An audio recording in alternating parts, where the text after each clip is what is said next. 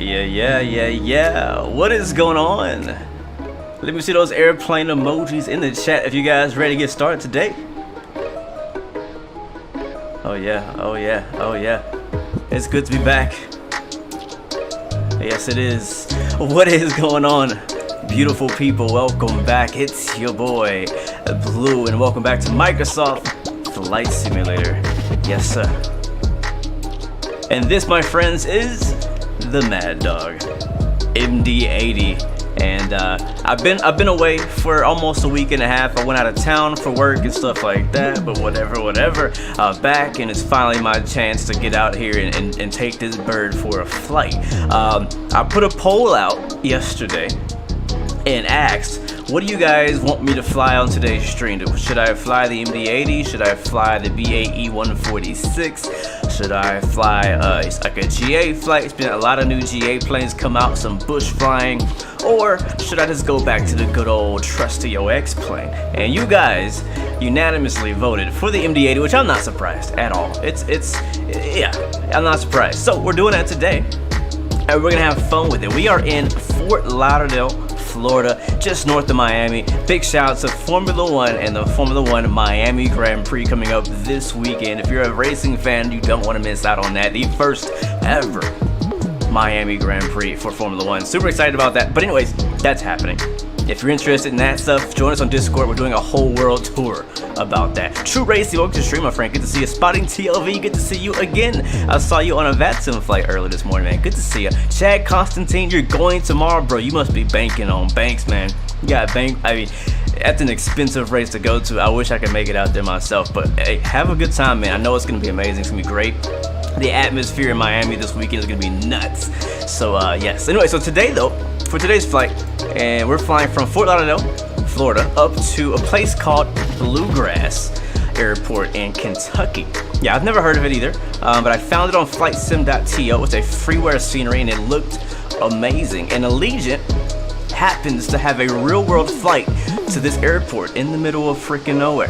Yeah, so they fly A320s in real life, and they used to fly MD-80s. They don't have them in the fleet anymore, but they used to fly them. So, you know, we'll take the MD-80 out with the Legionnaire and take it out to Bluegrass. How about that in Kentucky? Geo, my friend, thank you so much, bro. Thank you so much for 10 months. 10 months. We're here in the hometown of Geo, out here in the Miami area.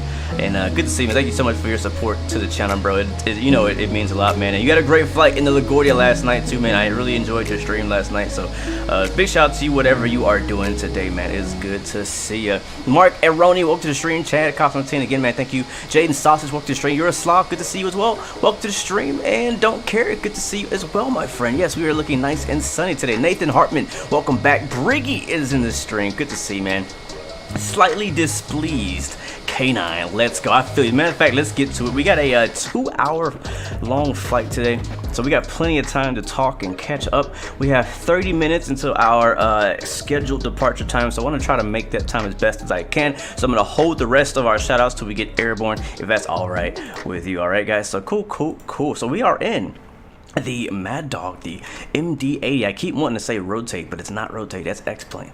That's a cuss word right now. So anyway, so we're in Microsoft Flight Sim, the Leonardo MD-80.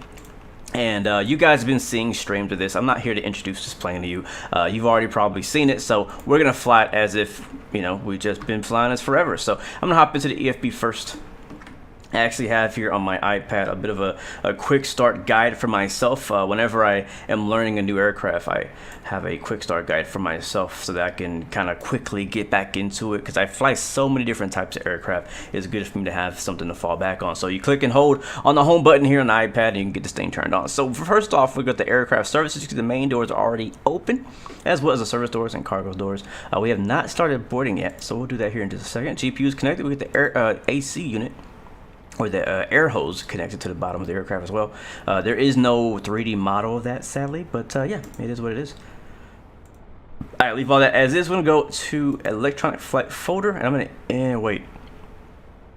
Thinking I don't remember if I actually saved my flight plan. So the way you import here is a bit different than you do in the A320NX. Sadly, you can't just go into the FMC and load it in. You gotta like do a bunch of extra stuff. So I gotta export this to my computer from SimBrief, put it in a special folder. I'm not gonna go into all that, and then once I do that, which I just did in the background, I can now import my OFP, and we'll have our airport. So we are at Kilo Foxtrot Lima Lima, and we're going to Kilo Lima X-ray X-ray. Wait, no, Kilo Lima Echo X-ray. Yeah, and confirm. So this is an airport that I'm pretty confident that nobody in the chat has ever been to, unless you live out here in this area. And you know, I take pride in being able to introduce to you guys new locations that you've never flown to. So we're in the United States. We've done plenty of flying here, but we've never flown to this airport, so that's really interesting. All right, so that's good to go. There is a load manager thing. It's kind of weird the way this works. I'm not a fan of the load manager. Matter of fact, I feel like when we bought this aircraft, we paid for the load manager rather than everything else. Because yeah, I'll tell you more about my honest opinion about this plane later. But you know, it's kind of dropped some bombs here and there and whatnot. Yes, I am using AIG live traffic. Matter of fact, if we just really quickly jump outside, you'll see all the aircraft you see right now are all AIG AI aircraft. There might be a few Vatsim people, but when I first loaded in here, there was literally nobody here on Vatsim because there's just nobody here. Unless one of you guys decide to join us, then yeah, we won't see any traffic. But anything you see right now is all AI. So it does affect your FPS, so we may see a few stutters here and there, but I think it's worth it.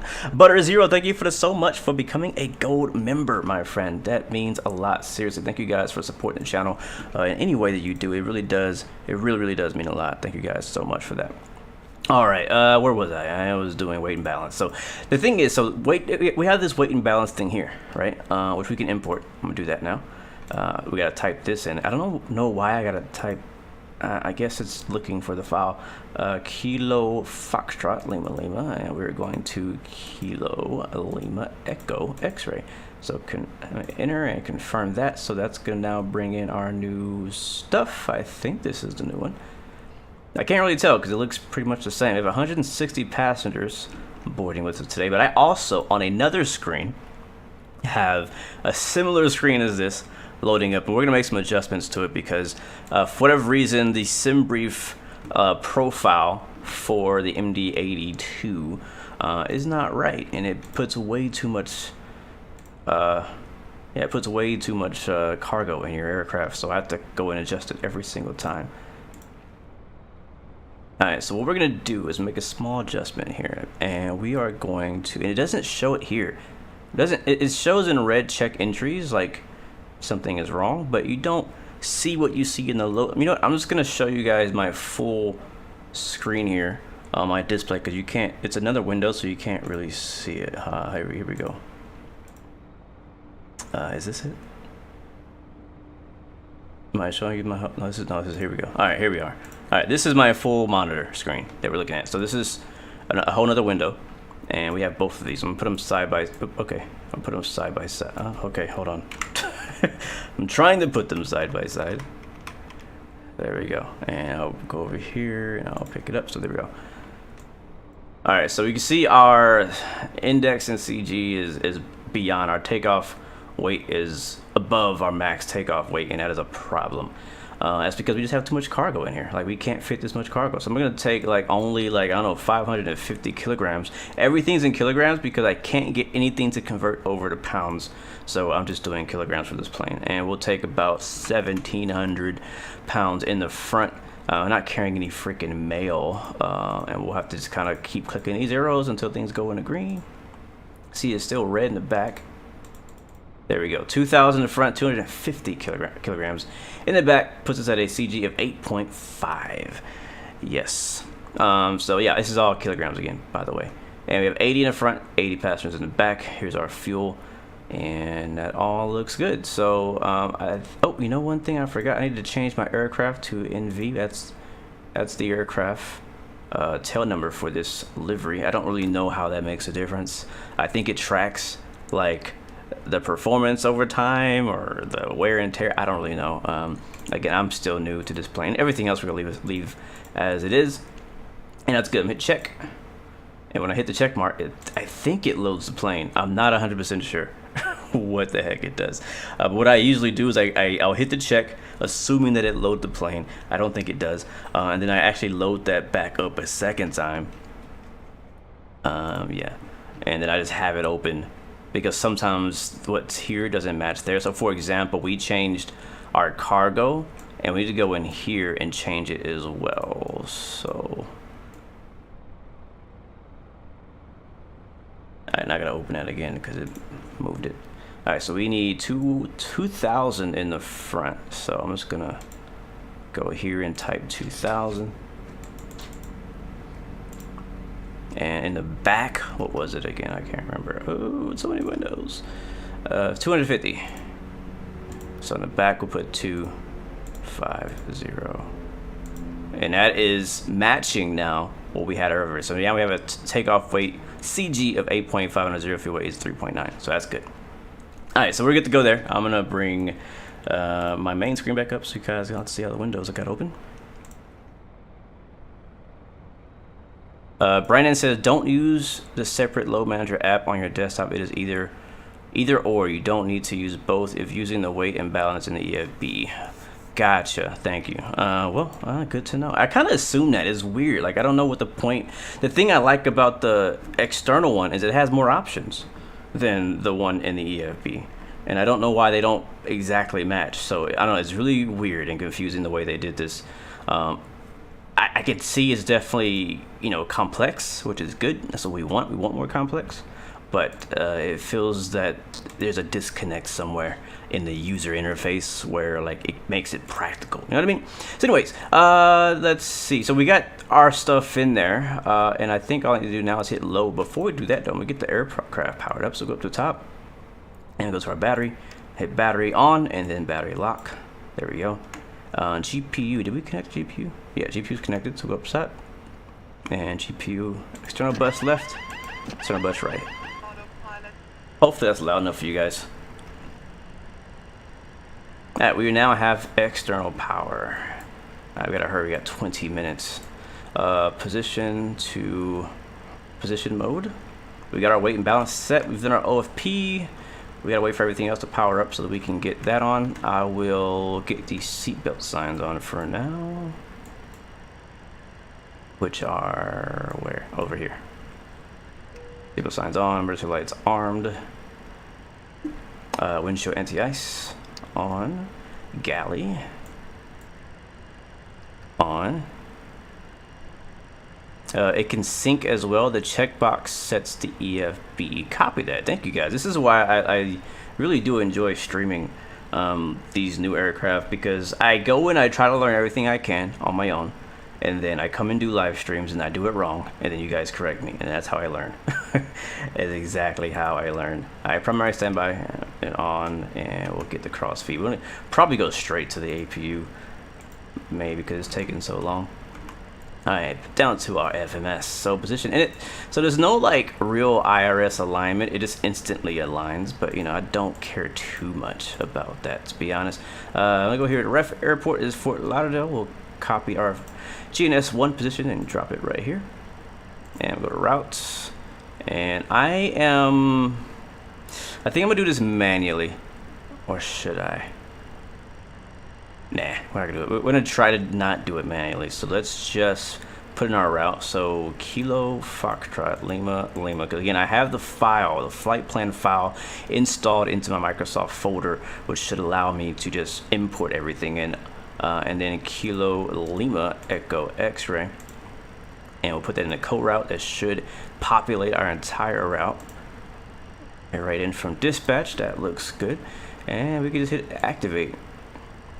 And execute, and over to departure arrival. I probably could wait to do it activate until the end, but you know, whatever. Yeah, there is no IRS. That makes sense. What is our departure? I believe we do have a departure. Let me check. Our departure is the vacay one. I like the sound of that. Vacay one. And our transition is STMY. Boom, and we're expecting to depart. I think it's runway 10, right? out of Fort Lauderdale today. Oh wait, it says 28 right. Okay, yeah, it is 28 right. That's right, 28 right. All right, 28 right it is. Should be actually a pretty short taxi. All right, cool. We'll execute there and execute. There we go. We're back to route. No, index actually. Go back to index. No, wait. Departure arrival. Yep, there we go. And now index and arrival. There is no actual like standard terminal arrival. Oh, actually there is one, but we're not taking that one. I think we're just gonna go straight in. Yeah, we're not doing an arrival. We're gonna go straight into runway 22. So ILS 22. Guinness? I don't know. Let's see. Let's see. Got my charts here on my iPad. Doing runway 22, the ILS, into Bluegrass. And we will take, we're going from the north, from the south. We'll take HYK. Guinness is out of the way, so we'll go this way. Alright, cool. Back to route. Execute that. We'll go over to our Lex page. That should be done with our route. Make sure there's no discontinuities, and they are not. The thing about this aircraft, I don't know, the more you fly flight sim and you fly a lot of different types of aircraft, you know, like Airbuses, Boeing, and then like MD-11s, you know, MD-80s, you kind of get used to all the different styles of FMCs, and it doesn't take you as long to learn how they've set them up, and so it's been pretty easy, honestly, for me to get my head around how to get this one going. So we're gonna go with if we go over here, actually, let's go ahead and get our fuel requested and get boarding, so we can get that out the way. So we got 160 passengers, and we'll get that fuel as well. It's pretty cool. And what's one thing that's really interesting about this plane is they do actually add, they added some like cabin sounds and announcements and flight attendant call out stuff like that, which is pretty cool, but they didn't do it so good. It's a little weird the way they did it. Like it'll repeat itself over time. All right, so we have a fuel load of 10.6. That is 10,000 kilograms here. So we'll put that right here. So we'll put 10 decimal. Hold on, 10.6, and we'll put a slash in for normal operations. And back over here, and we want a zero fuel weight of 52.3. And this is where I really ran into the issue with using pounds, because I set all of my aircraft up to work with pounds. Did I say 52.3 before I get distracted? I think I did. Yes, I did. Yeah, that's good. But whenever I tried to put it in here, it wouldn't take it. Reserve, I'm going to go over to my OFP page now, and the next page, and we'll see final reserve 1.3. That's 1,300. So I'm going to put that here, 1.3.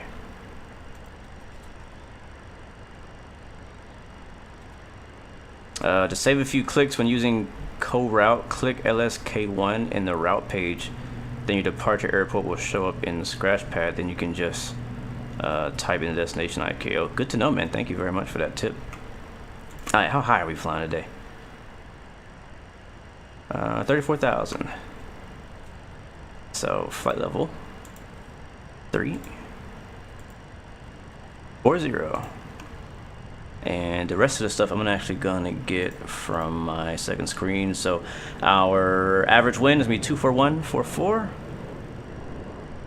It says my max out is 33.1. Interesting. Well, we're gonna push it. I don't know if I should, but I think I'm gonna push it. That doesn't? Isn't no really? Is it because of my weight? I don't know. We'll go back and look at that later. Like, chat, help me out. Can I not cruise at 34,000 feet? Is that legit? Or was that just my weight? All right, 241/44. That is our cruise wind. And our ISA dev is +7. It's a very, very nice day actually here in Fort Lauderdale. But where we're going, it's some pretty big storms heading up to the East Coast. So if you're like in New York, LaGuardia, Chicago, Pittsburgh, Detroit, all those areas are just getting hammered right now. Alright, so I guess we'll change our cruise altitude. Instead of 340, we'll do 32. Alright, since apparently it doesn't like to go any higher than 330. So I'm going to change that flight level 330. No, 32. I was thinking 33, but I meant 32. Alright, we still have 15 minutes till we depart, so we gotta hurry. Cruise restriction to the weight. Alright, copy that. Thank you guys. Thank you. You guys are amazing first officers and captains out there. That's pretty dope. Keep in mind you will burn fuel on climb out, so the max altitude will increase during climb as well. Okay, good to know. Alright, that's good to go. Perf is good. It's done. Let's go to the takeoff page. And here we'll get our V speeds, and to do that, I'm gonna go over here and go to our performance page. And I don't like that I have to keep typing in my departure and arrival airport. Like, you should know by now. When I import my OFP, it should know where I am, where I'm leaving. I shouldn't have to keep putting in KFLL every time I want to change something. And there's my dog scratching on the door. So here, right, is where we're leaving from. It is dry here. The winds right now in Fort Lauderdale, from what I'm seeing, are 270 at 10. Not too bad.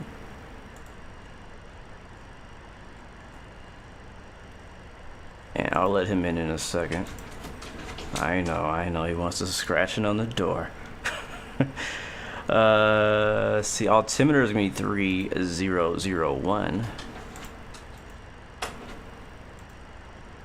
And our outside air temperature here in Fort Lauderdale, Florida is 29er. Man, he is relentless, ain't he? Our takeoff weight, which is something we definitely need to know. Where is it? Oh, I know it's in here. Takeoff weight is... Here it is, 64,858. 64858.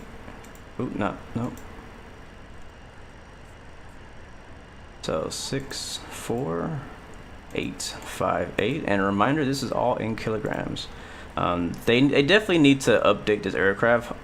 We haven't seen Leonardo release an aircraft on Microsoft Flight Sim yet, so we don't know how long it's going to take them to update things. But hopefully not too long. So flap 7.5.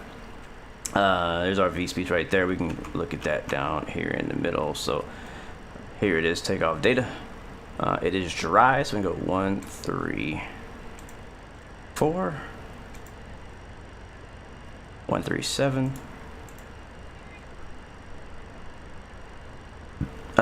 You suggest use one engine during taxi out? I'm not against that. That's I like that. That's a fun idea. Actually, no, we have a short taxi, so we're gonna have to get both engines firing up at once. So, but I like that. I like the way you're thinking. Why is this changing? Like a second ago, it was something else. We're done fueling. All right, so now my V speeds have changed to 143. Wow. 147. And one thing I have struggled with, and again, I'm really looking for assistance and help with flying this plane and taming this Maddog, because I've had a few issues that I have not figured out how to fix or get around. For one of them is the poor takeoff performance with this aircraft. I use the whole runway every time, and I don't know why. All right, so our V speeds are set. I'm gonna go through to make sure we got everything done. So route is set. Our legs are good, no discos. Let's see. Takeoff stuff is good. I think that's it. I think we can go ahead and move on and get everything else powered on.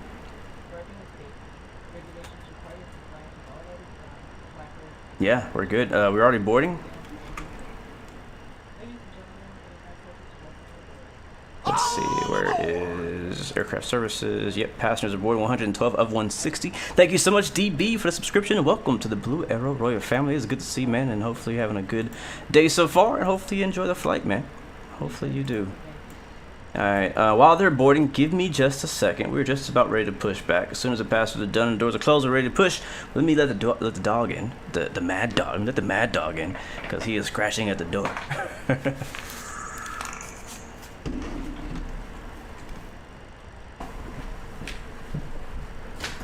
Come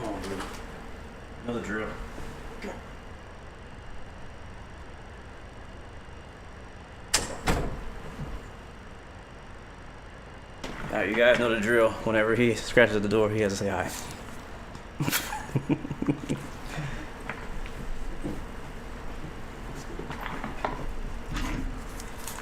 You know the drill, bloke. You know the drill. Alright. Good morning, Zuby. Welcome to the stream. Good to see you. Fighter, welcome to the stream as well. Good to see you. Are we done boarding yet? Alright, no. Alright, let's get a few other things. We'll get our altimeters set. So I think I set the weather is 3001 right now. So we'll go down here and get our altimeter set up. Oh, that's not the altimeter. So 3001 is what we're setting it to. We'll also get our radio set up. We are on Vatsim. There's no ATC at the moment, so we're using Unicom on 22.8. Thank you, Ramadeep Singh Mavi. I bet you I said that right. Welcome, thank you so much for the subscription, and welcome to the Blue Arrow Royal family. So if I click on the standby altimeter right here, click and hold it a couple times, and it'll get back to center. So that's how that works. That's no mad dog. You know, he's not mad. He's not mad. He's a good dog. All right, I got a couple custom camera views set up here. Looking good. Yeah, this plane was on P3D.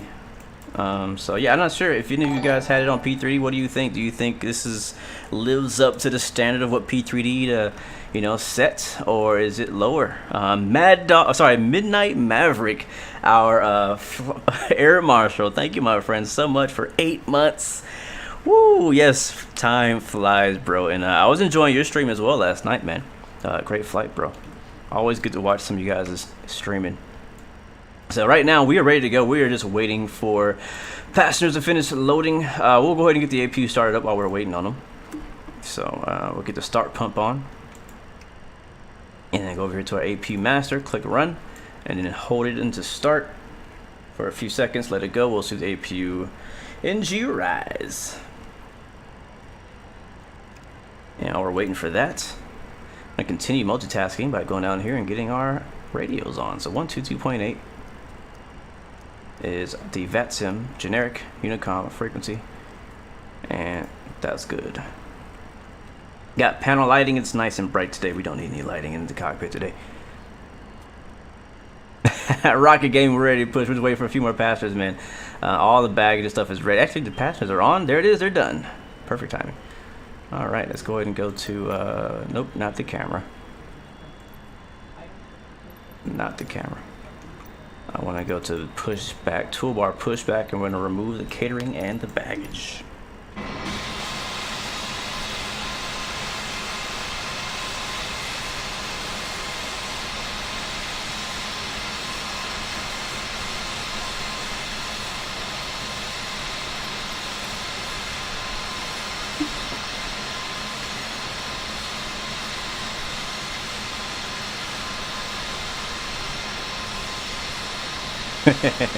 What's up, Connor? Welcome to the stream, man. Good to see you.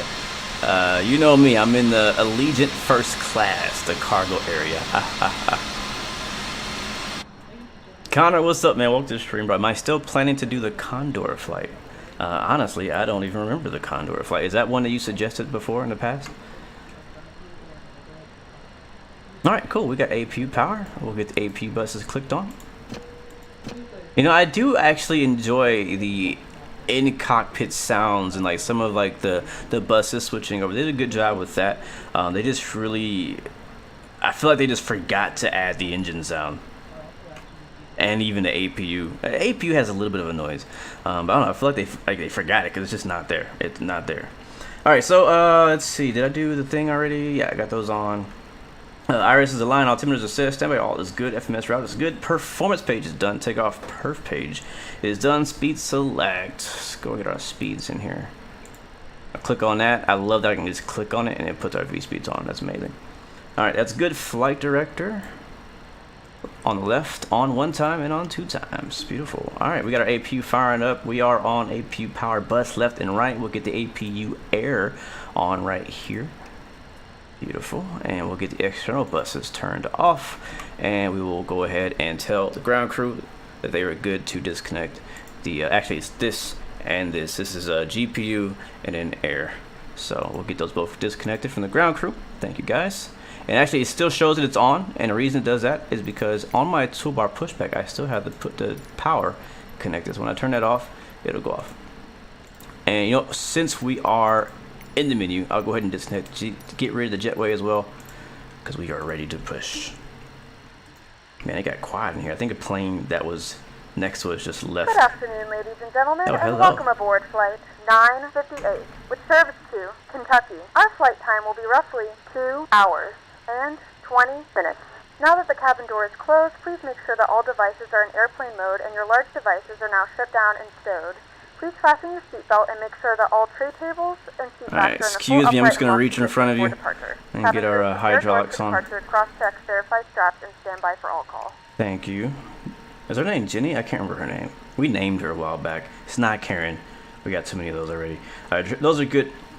I'm going to go back to the middle and get our trims centered. Just got to click on them. I'll go back up top. Fuel pumps on. All of them are going to come on. I'm thinking about leaving the middle off, and we can use it as like a reserve, but we'll just leave them on. It's whatever. We'll probably be out of it after takeoff. And we're going to set our start pumps or start system to B for blue. And yeah, we're ready to go. Beacon on. Anti-collision lights on. And let's call out Mr. Pushback. Jenny is her name. I knew it. I knew it. Pushback. I've already pre-planned it, so it's going to request it. Cockpit to ground. There we go. Cockpit to ground. This is ground. Stand by. This is ground. Oh, that's it doing that again. Okay, sir. The bypass pin is installed. All doors and hatches closed, and all ground equipment We are is cleared for start and push. Okay, sir. We are cleared for start and push. Installed. All doors and hatches closed, and all ground equipment is removed. Okay, cleared for push start. Okay, cleared for push start. Please release parking brake. Please release parking brake.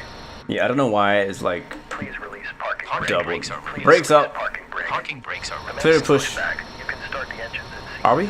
Are we clear to You push? will start Yeah, in the we're sequence. clear. You will start in the sequence.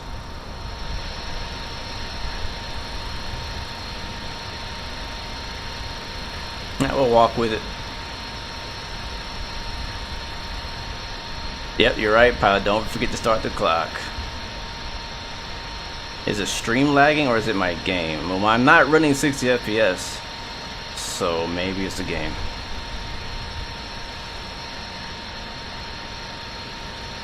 The stream should not be lagging though.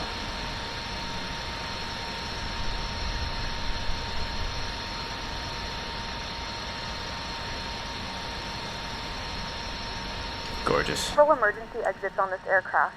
In some cases, your nearest exit may be behind you. In case of an emergency and we need to evacuate Alright, it's great to start the engines. there is lighting on the floor that will guide you towards the exit. Get the air In off, the which it event already that the is. I cabin never loses turned it pressure, on. An oxygen mask will drop right in front of you. Lauderdale Start the traffic. flow of oxygen, pull the mask towards you. Place it firmly over your nose and mouth and secure the elastic band behind your head. Tighten the straps if necessary and breathe normally. Although the bag does not inflate, oxygen is flowing to the mask. If you are traveling with a child, Alright, parking brake set, clear disconnect. Secure your mask first and then assist others. Leave your mask on until a member of the crew is Alright, starting two. In the event that the pilot decides to take us for a swim, a fashionable life vest is located in a pouch under Holding your position seat or waiting for the between the visual. armrests. Thank you and When goodbye. instructed to do so, open the plastic pouch and remove the vest. Slip it over your head. Wrap the straps around your waist and buckle at the front. Pull the strap to tighten. To inflate the vest, pull firmly on the red cord only when exiting the aircraft. If your life vest does not inflate automatically, blow into the mouth. Alright, look for 20% or so. Each vest is equipped with a whistle There's and 20, light. there's If 21, necessary, this 22, cushion can be used as a and secondary fuel on the right flotation side. device. Please securely stow your personal items. Make sure your seatbelts are She's a little fastened loud. and seat backs and tray tables are in their full upright position. Can I turn you We down? remind you that this is a non-smoking flight. Tampering with, disabling, or destroying the smoke detectors located in the lavatories is prohibited by law. All of this information and more can be found in the safety card located in the seat back in front of you. We suggest reading this and let us know if you have any questions. Thank you for flying with us, and we hope you enjoy your flight. I'm gonna put her on this channel. Is she loud? So one B, I think it's B. Try that and see what happens. That way I can actually adjust it without affecting my sim. Alright, we got a good engine on the right, and as I mentioned, I'm not really focusing too much on the engines because you can't hear them for nothing, so it's nothing to be excited about, sadly. We're going to start up the engine number 1.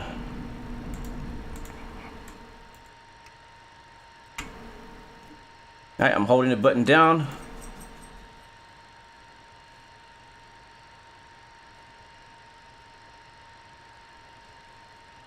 There's 12%, 13. We're looking at the N2 right now, which is the bottom. There's 20. 22. I wait till 22 because when you let go of the starter switch, it starts dropping, and I don't want it to drop too low. So here comes the next engine, and just to prove to you guys that there's nothing to hear, we'll go outside and see.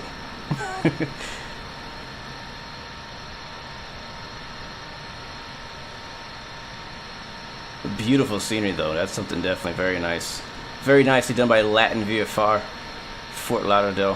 Highly recommend you guys pick up this scenery. It's really good. It even has interiors. And Pushback didn't get us straight on the line, but that's okay.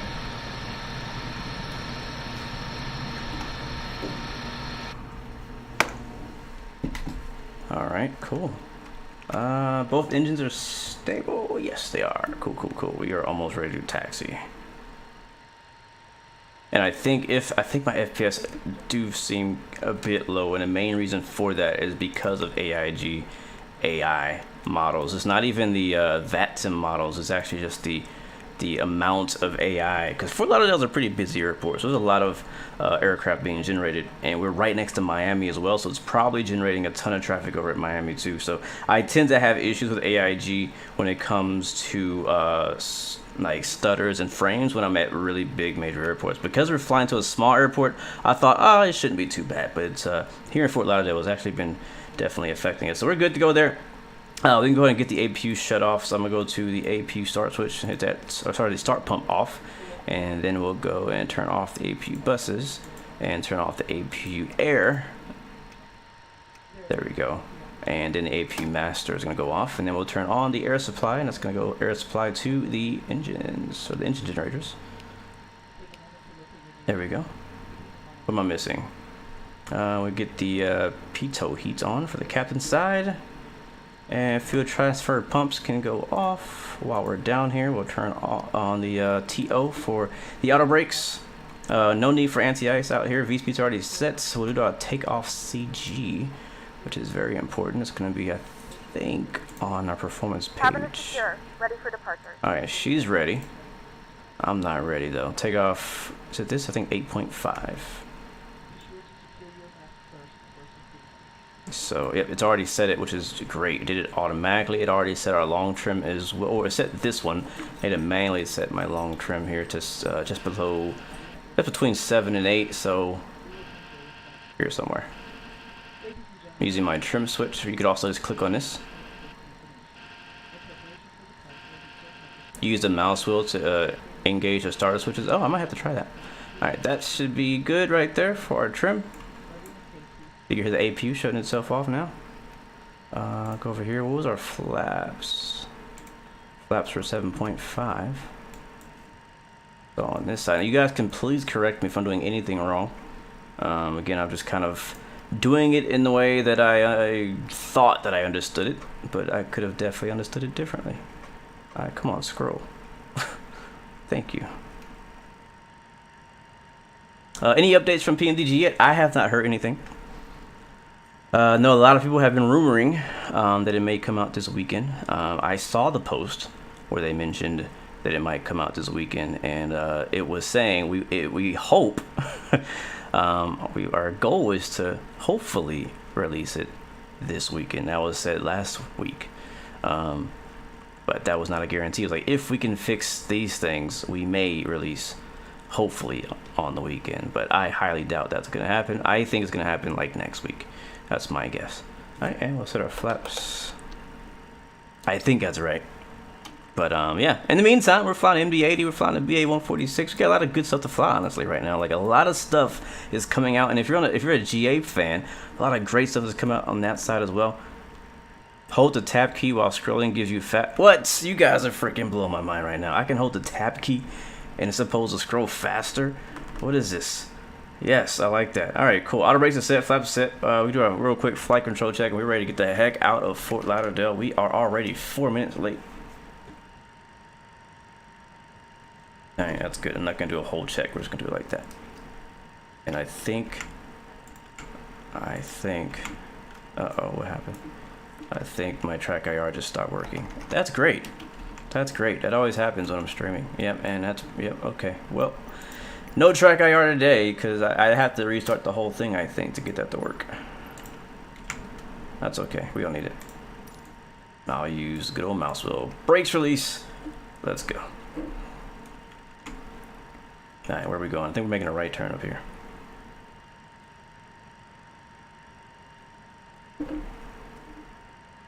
Where are we? Where are we? Yep, we're at Terminal 1, 28 right ahead of us. We'll take Tango 1 to Bravo, Bravo 12. Fort Lauderdale traffic. Allegiant Air 116, taxiing runway 28 right via Tango 1, Bravo, Bravo 12. Fort Lauderdale. Yeah, track IR just stopped working. That's great.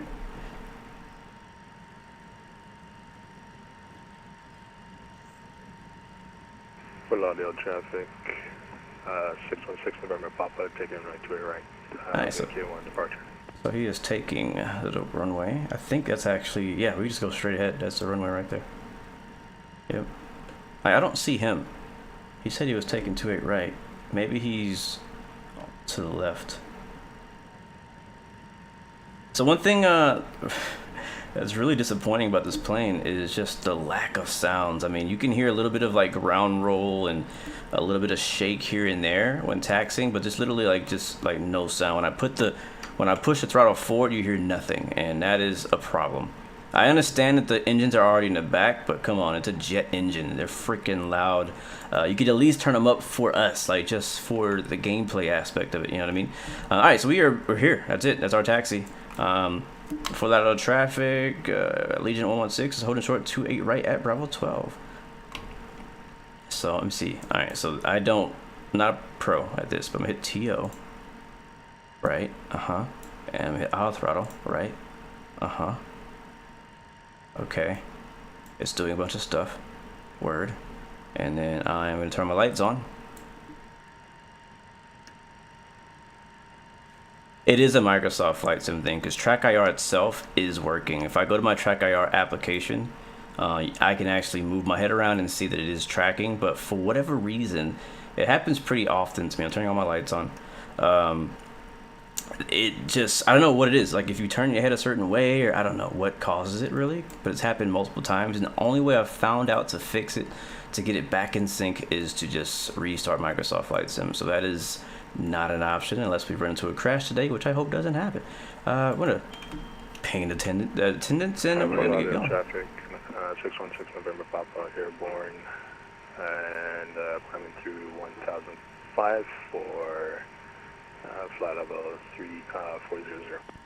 All right, beautiful. One thing we did not do, and that is set our altitudes before we get on the runways. Do that. So we're going up to 32,000 today. I'm gonna scroll through here. Can I hit like tab? Nope, that doesn't do it.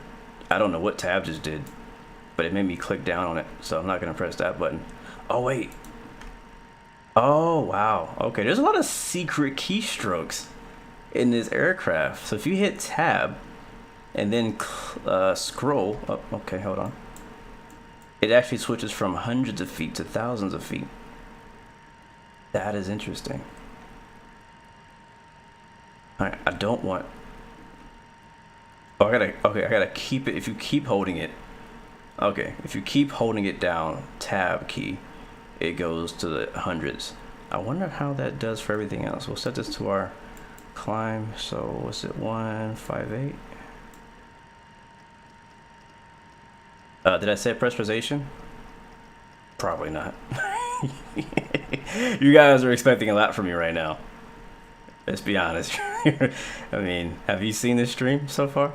All right, 158. I don't know if I know how to set. I don't know if that's simulated.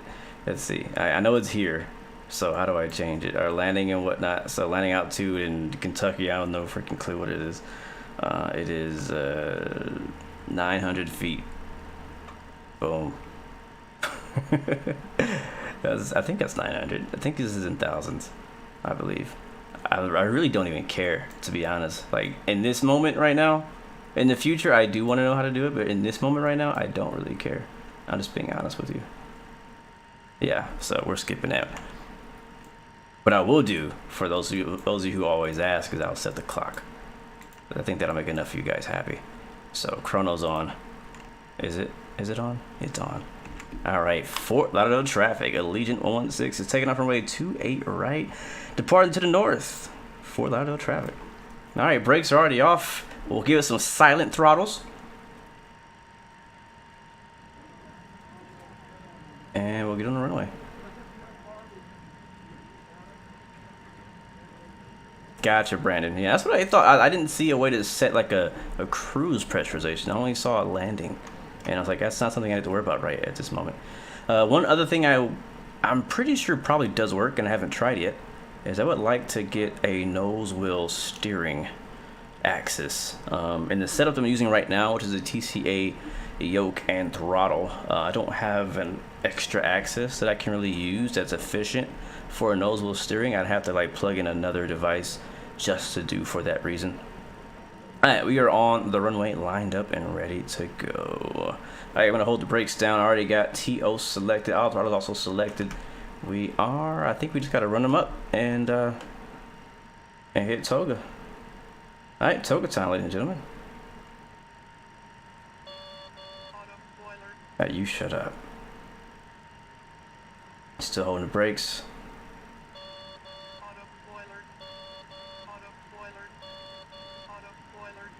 I need all the power I can get. Alright, brakes release. And toga.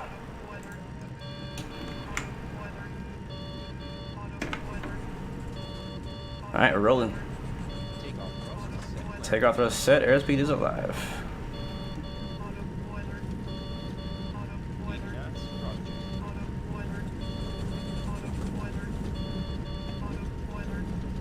I'm also gonna hit nav here.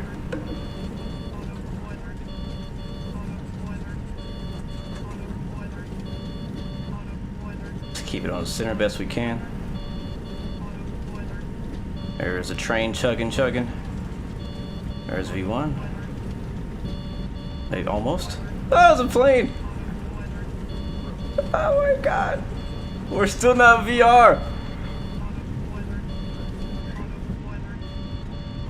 Oh my god. Oh my. This plane is terrifying. Positive rate, you're freaking up. Did I lose an engine? Oh, that's my left engine flashing. Gear up, lights out. Did we lose an engine? We lost an engine. I'm not even kidding. I am not even kidding. We lost our right engine. Oh snap. Okay. Okay, we need to go back to the airport if we can. Let's see. I think making a right turn, right? You turn into the... Oh yeah, we lost an engine. I'm not sure. We're trying to continue to climb out with this one engine. How did I lose an engine? How was that possible? If I had track air, I could look around right now, but I'm a little busy. Oh, we just lost a second engine. We lost everything. All right, okay. This is it. There is nowhere for us to go. We're in the top of a neighborhood. I think I still have control. Yep, I got aileron control. We're going down, guys. We're going down. Brace, brace, brace, brace, brace. Oh my god.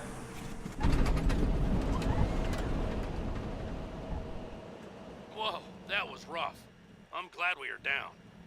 Are you? What the heck happened? Why was I not recording that replay? I'm so pissed now. What happened? Seriously. Are we on fire? There better be flames. It's worth it if there's flames. There's no flames. This is not X-Plane. Yeah, we crashed in somebody's house. That is horrible. There is a Hard Rock Hotel. Oh, you got here right on time. You're right. Where is the runway? Alright, they're cutting grass outside. I don't know. Auto spoilers were engaged? No, they weren't. You see any spoilers on? We're okay. In reality, we did not survive that. In reality, we did not survive that. That's not okay. Oh my gosh. Yeah, I guess gas prices are high. We did fuel. I'm trying to like run things back in my head to figure out what we did wrong there, because we reached V1. It really struggled to get to V2. After liftoff, almost immediately after liftoff, we lost our right engine. Almost immediately we lost it. And I want to see what Pack X thinks. We're most likely dead. Most likely all of our passengers on Pack X are dead. I wanna see for sure though. I wanna investigate. They're very unsatisfied. That's for sure. Yeah, we parked in somebody's driveway. Anybody know what street this is? Any Florida people know what street this is? I need somebody to come out in the high performance group. Helicopter H-145 HEMS action pack. We need you out right now. We have a rescue situation going on. Go back in the cockpit and look and see. Yeah, I think this is now turned into. I'm gonna turn this over to the NTSB to investigate what was going on. So we look in the cockpit. I'm sorry for the background noise, guys. They are cutting grass right outside the window. V1's on the way. Yes, bro. If you legit show up in the server with that helicopter, I will see it. I have it installed.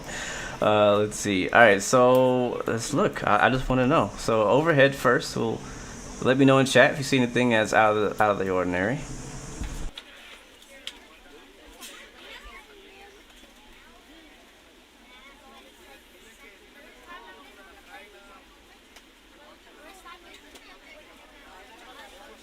I mean, yeah, we heard auto spoiler alert, but here's the thing. In the flights I've done before, I just ignored that and just went ahead.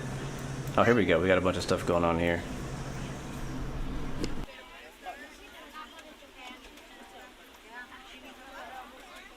So we're on AC emergency power right now. Yeah, I think the co-pilot sabotaged us.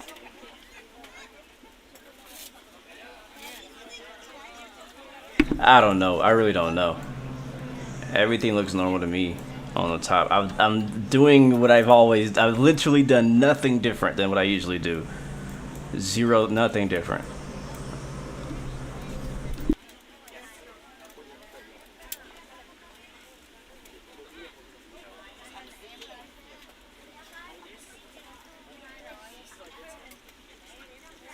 Yeah, only thing I can think of is maybe I over boosted the engine, because I did, as you can see, the throttles are pretty far forward, and I think I may have pushed it too far and just got a flame out or something.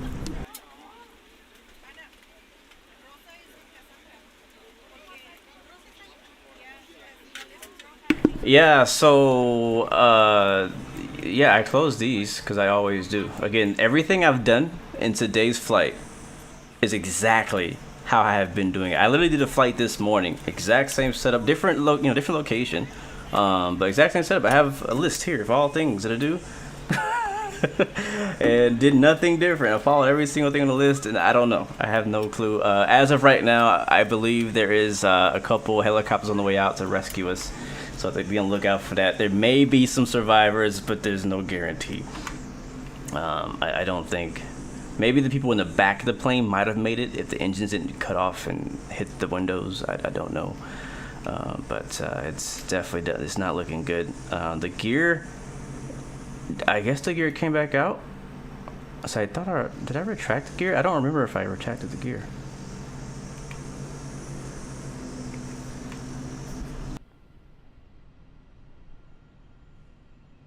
There we go. Enrico says we were past our takeoff thrust setting and basically overstressed the engine. Well, that's not something I knew was simulated. So can I confirm that somebody's flying out to my location for a rescue? I'm down to retry the flight, but if someone's on the way in a rescue helicopter, I want them to come through and see if they can help us out here and see if there's anybody left. I know the passengers are definitely dead. They went right into this warehouse, and our wings are probably down the street. Let's see what else is over here. I want to know what street this is. I don't have a GPS location for you. I know we were straight off. Yeah, so there's Fort Lauderdale right there, I think. Is it over there? Yeah, so basically we took off, runway heading on 28 right. We ended up kind of going to the left a little bit, it looks like, after a couple lakes.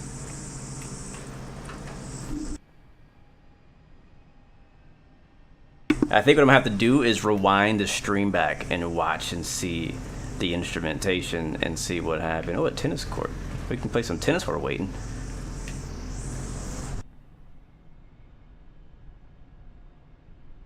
Yeah, Pack X says engine failure too. That's pretty interesting.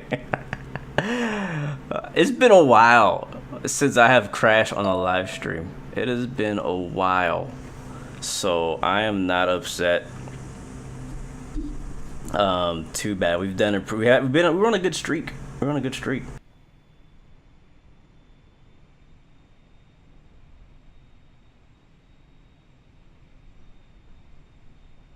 And there's got to be no scarier feeling than taking off. We're only like, what, 500 maybe feet off the ground, and I'm looking around like there's literally nowhere for me to put this plane. If we look around, there's nowhere we could have put it. We pretty much lost all of our lift. We lost the engines. I couldn't like pitch for best glide because we weren't high enough for that. There's a field there, but there's just yeah, there was no way. Even the water landing would have not been possible, honestly. We got a few helis inbound. I don't know. I think you guys might be taking too long. I feel like the flames have probably engulfed all the survivors by now. Oh, wait, I see somebody taking off over top of us. They didn't close the airport. There's an American A320 flying over us. My CG was out of limits. Was it really? Let me see. I don't believe that. Connor, I saw your comment. You don't have to keep repeating it. I was not attempting in Alaska, whatever you're talking about. I never heard of that event. But okay. Let me see. I'm going to call Mayday on Unicom. Florida traffic. Oh, Jesus. Why am I hearing myself?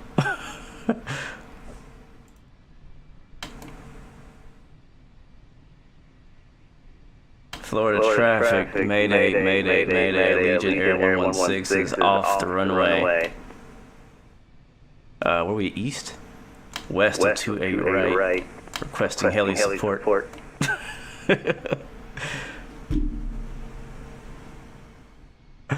Alright, we're gonna restart. EMS ain't gonna make it.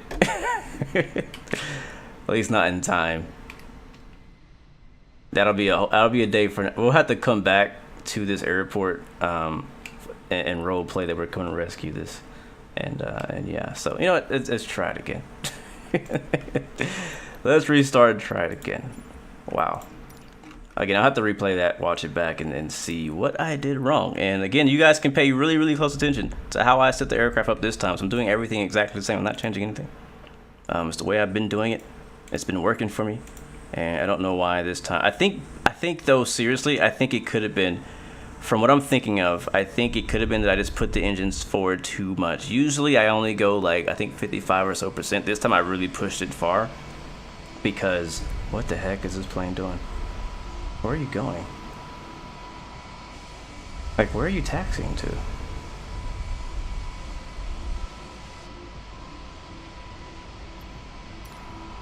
What the heck?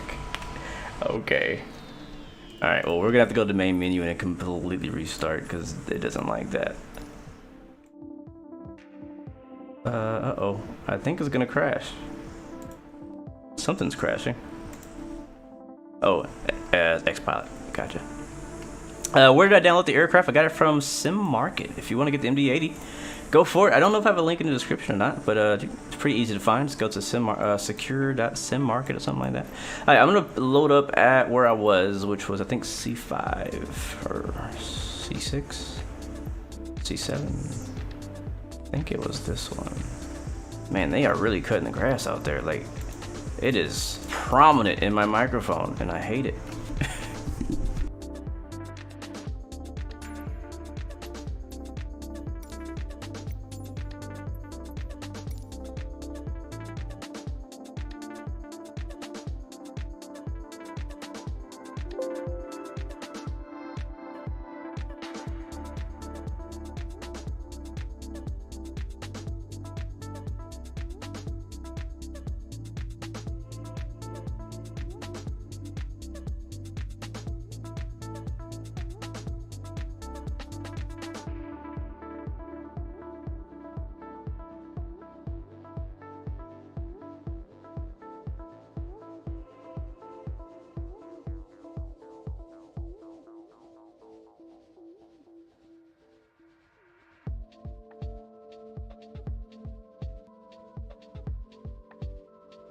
All right, let's try this again. I'm gonna shut off the AIG.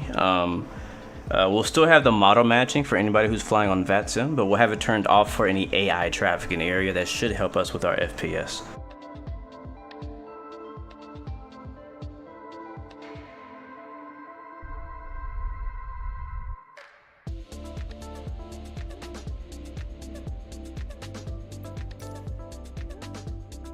All right, beautiful. As I said, I'm gonna do this exactly as I did it last time around. I'll turn the music down, but not off.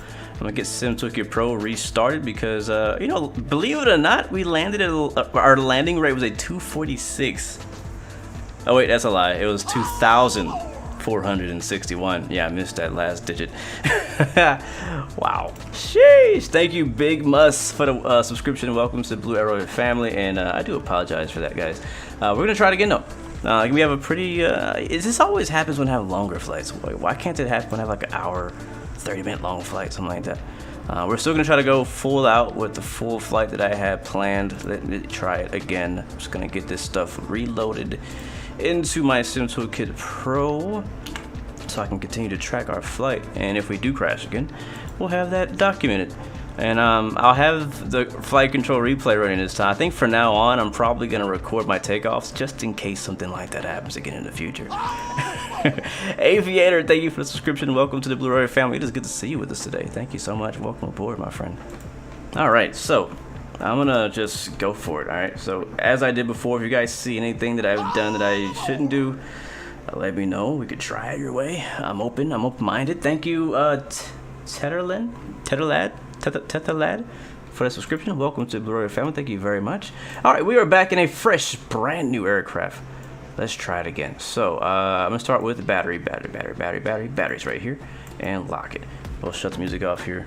And I do want to again just mention that there is grass cutting in the background, so you are gonna hear that for probably the next 20 minutes. I don't know how long it takes them. So sorry about that. Let's kill the music. I kind of liked music because it kind of distracted me away from the sounds of grass mowing. Honestly, that sound might be better than the MD-82. Oh, let's just be honest. Come on, it's true. It's true. It's true. All right, we're gonna go straight over the APU power this time. Let's see our battery on. We'll get the position lights on, and we get our start pump on, and start the APU up. Hey, no, none of that. All this. I'm only streaming one day of the week this week. You can't make all this noise.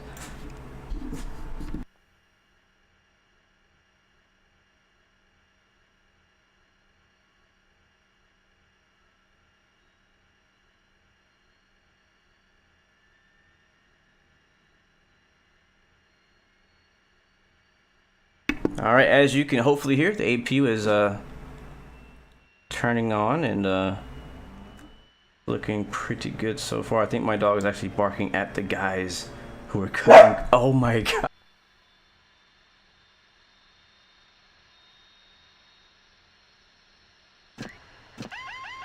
autopilot.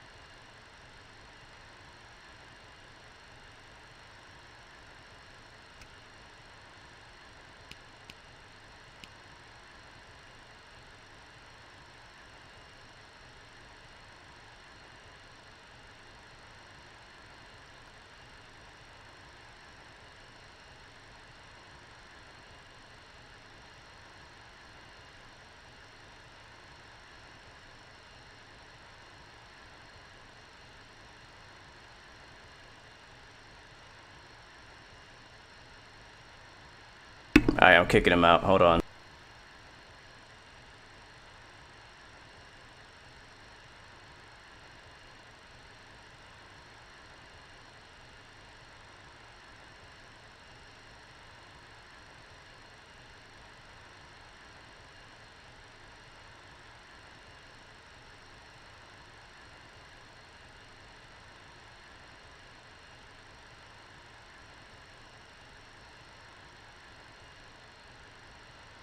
Alright, thank you guys for your patience. Eventually we'll do a flight.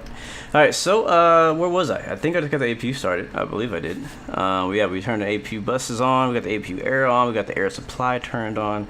And what else? Let's go and get our weight and balance set up. So you guys were saying earlier that I should only use one of them. I should use either this weight and balance thingy or the other weight and balance thingy. So I'm gonna use the other weight and balance thingy because I don't like this one. I don't like it and I don't trust it. We should have our last flight plan already in here. Yep, that's all the same. That's good. And aircraft services. I guess we have to open the door to get people in here. I'm not really sure. So we'll just do that. Thank you, Samavia. Thank you so much, bro, for that support, my friend. Wow.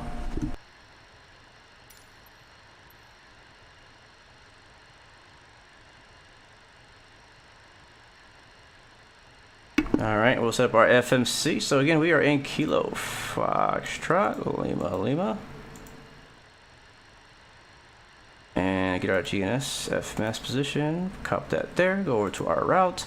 And again, we'll go ahead and import our flight plan from before. So Kilo Foxtrot, Lima, and Kilo, where are we going? Lima, Echo X-ray. I really want to get to this airport because it's a really cool scenery, and I'm hoping we can get that far. I'm going to departure at arrival. We're again going to be departing our way to a right. There we go, via the vacate one. After vacate one, we'll catch STYMY and go back to index and to arrival. And over in Bluegrass, we'll land on, I think I was expecting to, I already forgot. Let's see, what is it? Runway 22, ILS, via HYK, VOR. Back over to routes, and we'll hit activate and execute. We'll check our legs page, make sure there are no discontinuities, and everything looks todo bien. Okay, perf in it. Alright, so I believe it was 10 point something. Let's see. Let's go ahead and wait. I guess I can't board because I haven't loaded the load manager thing yet. So let's do that first. Let me go. I'm gonna use the other window to do it, if that's alright with y'all. Alright, I guess I'll just do what I did before. Oh, yeah, that's. I don't know. I don't know if it worked. I really don't know if it worked. I can't tell. I'm gonna try it again. How can you get the iPad? This one right here is built into the aircraft. You don't do anything extra to get it. Matter of fact, you can turn it off if you click this button down here. Turn it on and off, and there's one on both the left and the right side. So eventually, when we're able to do shared cockpit with this plane, both the first officer and the captain can both use EFB, which is pretty cool. Not sure if it'll be in sync. We'll have to see how that works. Not sure if anybody's tested that yet. Now loading it one more time. Let's make sure it's synced. I want to make sure I got it correct. All right, there we go. Beautiful. All right, so I'm gonna hit start boarding. Have 160 passengers and a whole bunch of fuel to get in this bird, so we got them loaded up really nicely right now. There it is. All right, so let's go back to our EFB and we'll finish up here. I think we've done everything except for performance. Yes, so I'm gonna go back to electronic flight folder, and we have 10.6 fuel on board. So I'm gonna put in 10.6. Oh, I always forget to put the N. So 10.6. There it is. No. 10.6/N. I always forget that. Like you don't do that in any other FMC that I've used so far. So alright, 0 free weight speed 52.3. Did I land? Not exactly. Short final. Rewind the stream about what, 10 minutes or so. Is he scratching at the door? Like, how's that even possible? I'll put a gate up. I think I was a passenger, I heard. Alright, reserve fuel is... Where is it at? There it is. 1.3 in the box, baby. 1.3. And cost index is already inputted. Again, we've learned that our cruise altitude is actually going to change to 32,000 feet. So put in 320. And that should fill out there. Beautiful. And we'll get our winds and stuff. I think that is on this page. There it is. Our average wind is 241.44 or 241/44. So 241/44. It'd be super helpful if I could just type that in on my keyboard. Our ISO dev is +7. I think I remember that. So +7. So plus and 7. And it's going to autofill the rest of our information. Go over to our takeoff page. We got to go and grab our V speeds one more time. So I'm now going to go to the performance. And I should actually, I don't have the load manager up anymore. Let me get it up again.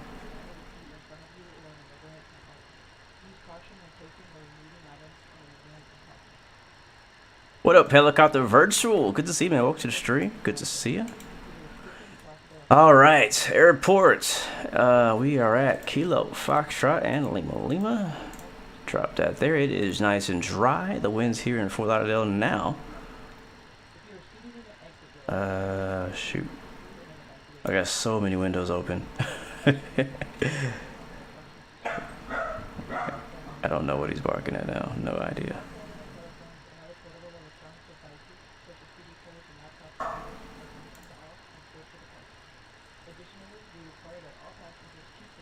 Alright, I got the weather now. Weather currently is calm. Okay, that's helpful. So 0.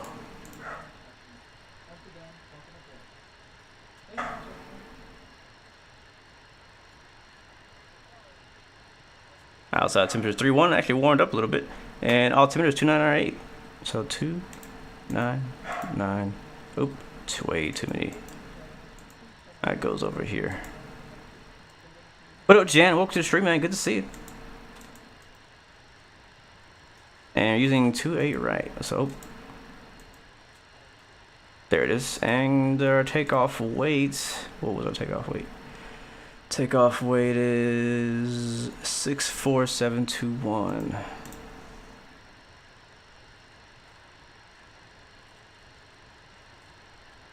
There we go. And calc.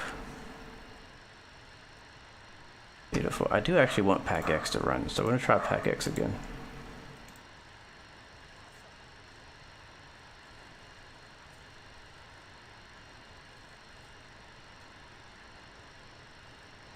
Wi-Fi equipped. Infinite flight.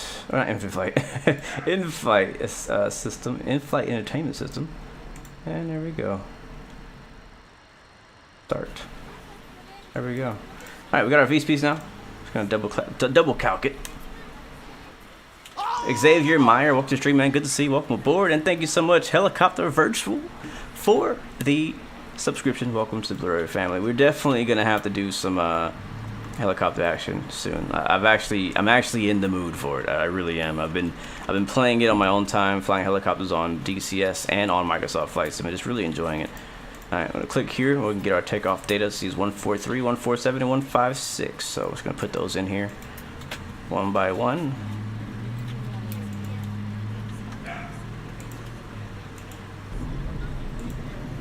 It is just loud in my house today. I don't know what is going on. You can hear literally everything with my microphone. Like I'm in the middle of the city. 156. Good to go. Alright, cool. That's good. Nice V1 spinning up its signature to be on stage. to be on standby. It might happen again. You know how these things go. It might happen again. I think I know. I think I know what happened. I think I just tried. I didn't know that, you know, this thing had failures. I didn't, you know, most planes you could just, you know, freaking just smash the throttles forward and just go, and the sim doesn't even care. But apparently this plane is not one of those. So, all right, so we've done, legs are done. There's no discontinuity. Just gonna double check that. I don't want to waste a bunch of time here on the ground working on the flight computer. Let's see, what else? Thank you so much, Blacked Out, for the subscription. Welcome to the Blue Arrow family. Glad you guys are enjoying the content so far. What else? Am I missing anything, guys? Chat, help me out. Am I missing anything? I think we're good. We're doing our takeoff page. We're doing our perf page. That's all good. All right, cool. I think the APU's already on. So I am basically ready to go. We are just waiting for the passengers to finish loading. And yep, they're doing their thing. And I'll get a few other things set up while we're waiting for them. So let's see what we have. What we have not done. We haven't done our seatbelt signs yet. That's kind of important, so we'll do that. So seatbelt signs, we're setting to on. No smoking signs on. Emergency lights to armed. Windshield anti-ice to on. We'll get our galley power on. Actually, it's already on. Gens are already on for APU gen, left gen, right gen. We're on APU left and right bus. Anti-skid is armed and it's over here. Yacht damper is also on and over here. Pressurization, again, we saw it's like 900 or so feet. We'll set that our landing altitude for that. We don't know what the barrel is, so we'll set that later. Maybe, if I feel like it. Do standby primary for that thing. I don't know what that does.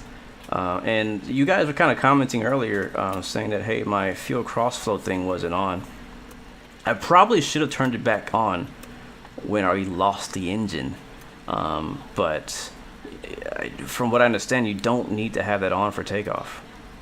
You turn it off after you start the engines. That's at least what I understood from using the checklist and reading the manual and stuff like that. So I could be wrong. Again, I could definitely have misunderstood some of the things that I read in the manual. So who knows? We'll set our transponder 22116. That's good to go. Hit enter. Another thing we can do while we're waiting is to set our CG and all that good stuff. So I have that here. Our CG is 8.5, and it is, from what I'm looking at, well within the envelope for takeoff. We are not above max takeoff weight. We are not off in any way. Everything should be good. Yeah, we should be good to go. So I don't know. I mean, maybe we're heavy or something. But 8.5 is what it should be set to. I'm just going to sync it one more time. 8.5, flap is... What is a flap? Yeah, we couldn't really reach VR. You are correct. Yeah, our fuel is loaded. That's good. Our passengers good? Yeah, passengers are done too. Sweet. Perf 8.0. So that way other passengers can get by you. If you are seated in an emergency exit row, please review the exit seating responsibilities in the safety card provided for you.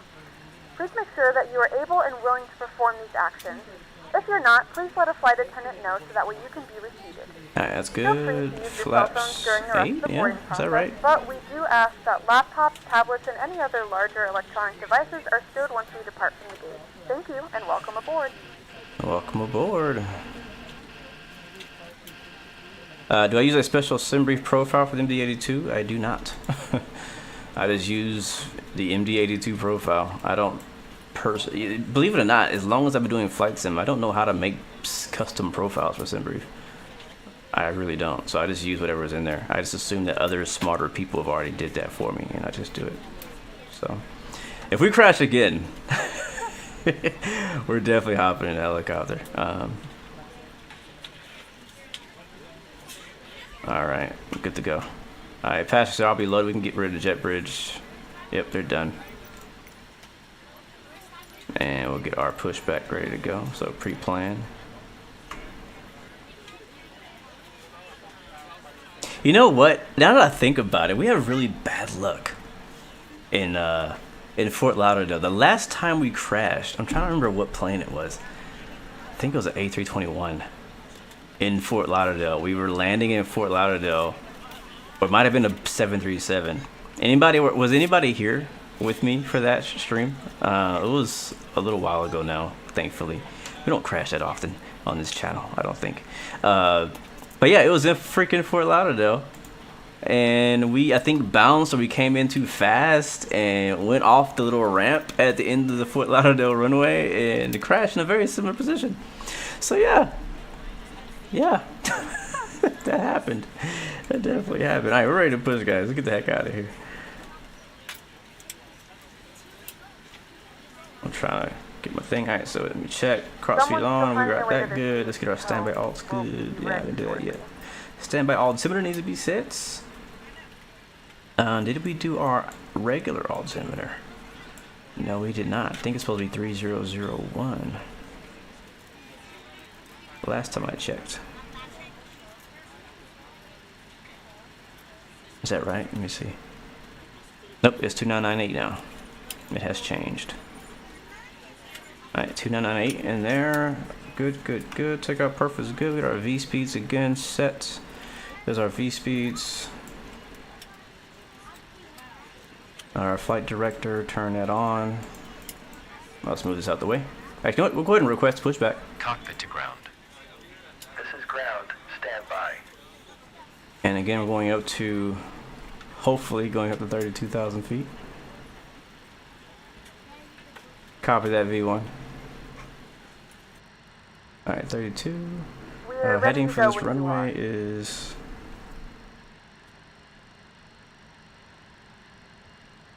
Oh, let's get the anti-collision lights on. Good afternoon, ladies and gentlemen, and welcome aboard Flight 958 with service to Kentucky. Our flight time will be roughly 2 hours and 2 minutes. Now that the cabin door is closed, please make sure that all devices are in airplane mode and your large devices are now shut down and stowed. Please fasten your seatbelt and make sure that all tray tables and seat backs are in a full upright and locked position for departure. Cabin crew secure doors for departure. Alright, 275. Alright, he's gonna yell at me until I release parking brake, so we gotta hurry. Please release parking brake. There we go, I'm ready.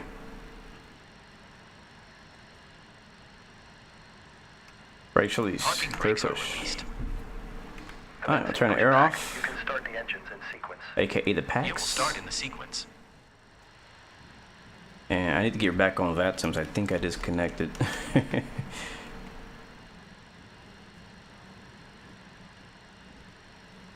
Alright, we are pushing out of the gate. Let's get it. Ladies and gentlemen, please direct your attention to the flight attendants for a safety demonstration. When the seatbelt light is fastened, please make sure that your seatbelts are fastened low and tight across your lap. To fasten, insert the metal fittings into one another and tighten by pulling on the loose end of the strap. To release your seatbelt, lift the upper portion of the buckle. We suggest that you keep your seatbelt fastened throughout the entire flight as you may experience unexpected turbulence. Please take a few moments to now locate one of the several emergency exits on this aircraft. In some cases, your nearest exit may be behind you.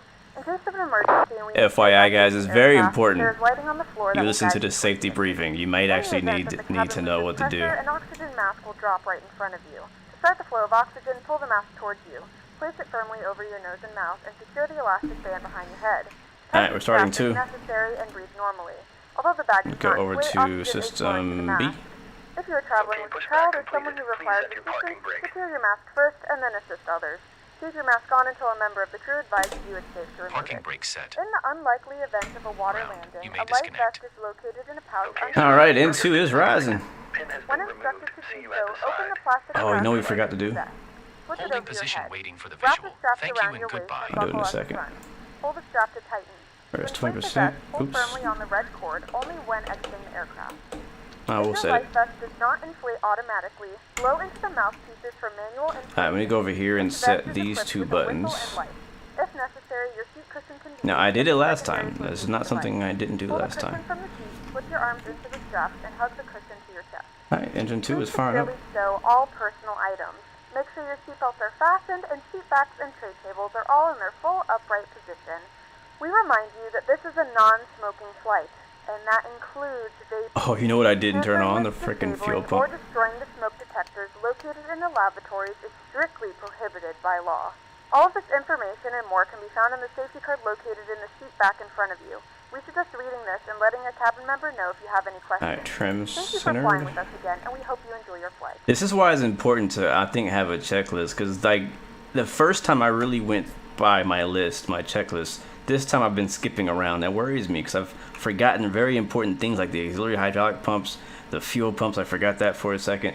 We still got a good engine start even without having the fuel pump on initially, surprisingly. So we'll go ahead and cover engine, the right engine, and uncover the left engine and turn that one on. Still starting engine 1. Yes, again, listen carefully to the safety briefing because you may need to use that information. Planes and Trains with Elliot. What's up, my friend? Welcome to the stream. Skyson, welcome back, man. Yes, thank you for the reminder. I'll make sure to hit the Alt Select on the altitude selector. For the track IR, assign a button in game to track IR. Head tracking function. When track IR stops working, press that. Works for you. Good to know, man. Thank you for that. Oh, yeah, we're ready to do the fuel. Have our co-pilot with us. I think I can hide this one too. Yep. And I will actually go ahead and do that now. Click on the altitude select. So now it has an alt there. Our speed. I couldn't believe that, man. That was nuts. Like, what? I had like no time to react either. I was like, all right, well, we need to go back to the airport. And then I realized I lost another engine. I was like, oh, okay, well, we can't go back to the airport. But I was really trying to do was trying to get a stable climb on the one engine was what I was really focused on initially.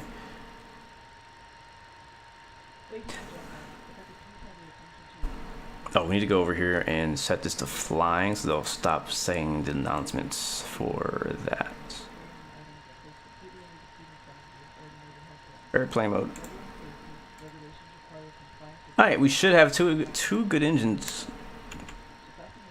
I keep pressing the wrong button. We should have 2 good engines now. Yep, 103, 102. Good. Alright, let's finish things up. We're almost ready to go, guys. Again. So I'm gonna get the starter pump off. We'll get the. I'm really thinking about leaving the APU on for this run in case we have an engine out. We have the APU to fall back on. But no, I'm gonna commit. I'm gonna commit. I'm confident we'll do this right. Air off. Basically everything that's AP related goes off. AP master off. We'll turn the air supply back on for the packs. And I think I got everything. Let me look at my list again. Our beacon is on. Air conditioning supply is on. Guarded. Start pump. AP bus. AP air. AP master. Pitot. And this is where I turn my fuel crossfeed off. And you guys were saying earlier that I don't need to turn this on unless this is armed. Like, is that because I'm arming it, right? Do I need to have this armed for takeoff in this aircraft? I'm doing things that I'm used to doing in like an Airbus or a Boeing. So I know this is McDonnell Douglas. It's different. It's a different, mindset. So if it's not the way it's done, just let me know and I won't do it. But usually you would arm that and set this to TO, right? For takeoff, and that's what I did last time. Flaps are already set. We got our CG already set. That's already good to go. There's the APU killing itself. We'll go ahead and release the brakes and we'll get out of here. Brakes release, nose light on, and runway should be right off our nose. Let's get it.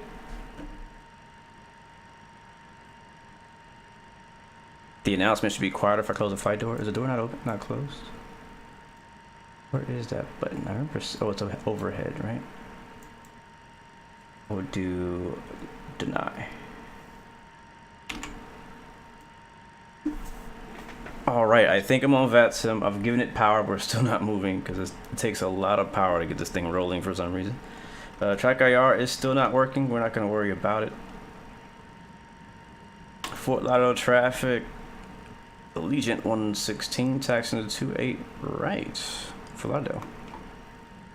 Do a takeoff config check. All right, hold on.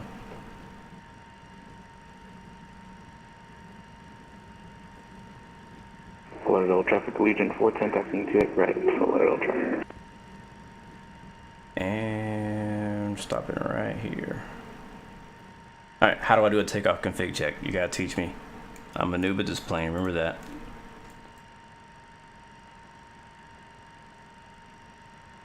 How do I do a takeoff config check? So what I did last time, make sure my brakes are on. Alright, they're on. What I did last time is I clicked on TO for takeoff. I put the auto throttle on for takeoff. Then we get the clamp thingamajigger. Just bash the thrust levers up and down.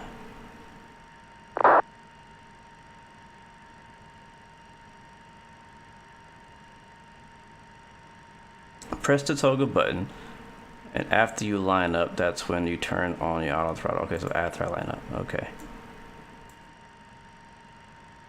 Turn the parking brake off when doing it. Okay, brakes off. So you said put it forward. So what is that about? Why does it yell out auto brake? Do I need to turn off the auto brake? Do I just turn it off completely? Try it again. Still says it.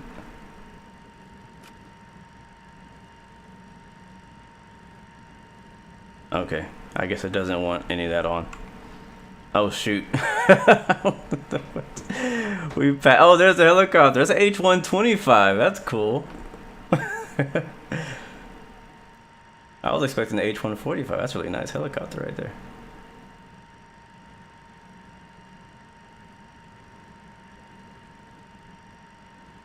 Put auto brake to RTO and flip switch to arm it.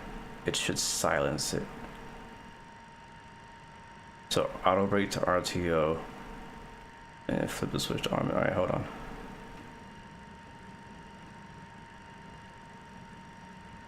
Let me get lined up first. I need all of this runway. Every inch. I need it all. I've already used up about 500 feet. Alright, stop. The auto brake has two parts, position selector and the arm.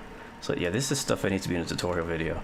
Alright, so you said auto brake to RTO, which is this. Yes. What does this switch do? What does that switch? Oh, there's an arm button? What? Why did I never notice that? Okay, so I did that. And then auto throttle?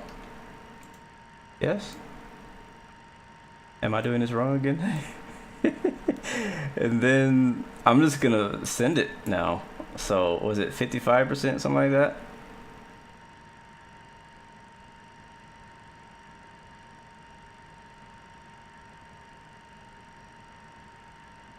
Oh, arm speed brakes. Okay, hold on.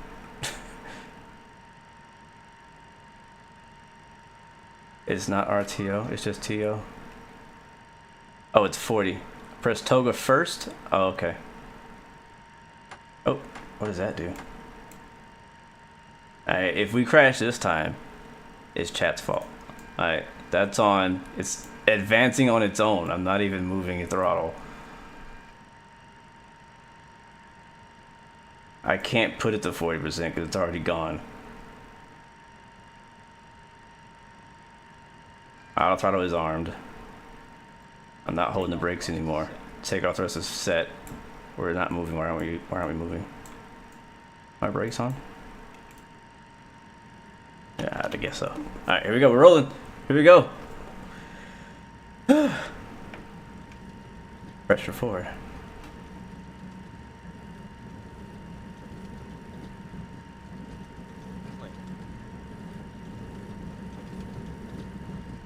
Airspeed's alive. 80 knots. There's-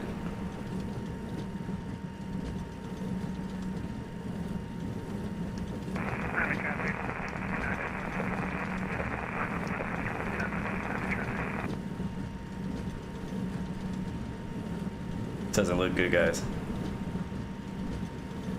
V1.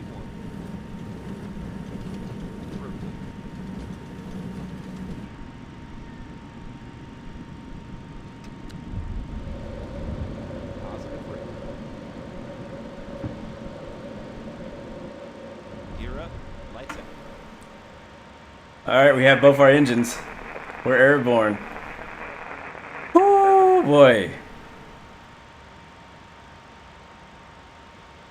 This plane is something else. Oh my god. Oh, I needed all that runway. Alright, I have the controls. Arming nav mode. There might be vectors on this departure, I can't remember. The last thing I was worried about was the actual flying part. It was just the getting off the ground. And grab my charts here. Yes, it should be a right turn to heading 321.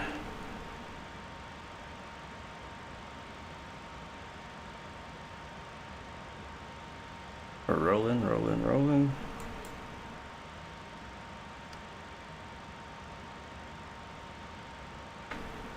Passing 3,000 now. I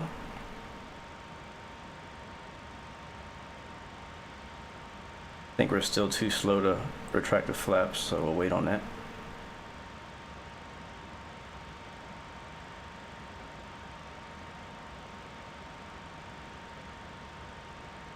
Probably just fly to 5,000 and we'll hand it off to autopilot.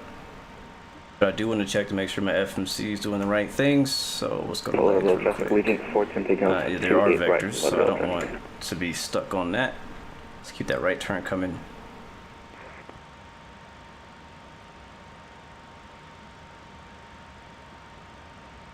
$4,500. Radio check. Coming up to shells. Thank you. Select pitch mode. You guys are not speaking my language right now. Where is that button? Where is pitch mode? You gotta talk to me like I'm a kid here. I'm just gonna hit VNav because I don't know where pitch mode is. VNav, autopilot on. All right, it's doing it.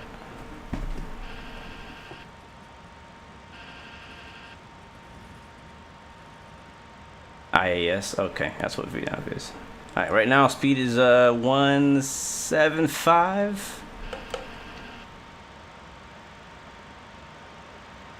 Flaps 200 knots. Flaps coming up. We'll go outside. I just hate the sounds. I really do. It pisses me off actually. Even outside, the thing should be freaking screaming. We are at was it N1? It's 87% right now. Yeah, this thing should be screaming. Fort Lauderdale and Miami behind us. I do like the dark kind of exhaust trail. That's pretty nice. Flaps are up. Thank you, Captain Prospect. Set climb on the EPR. Thank you very much.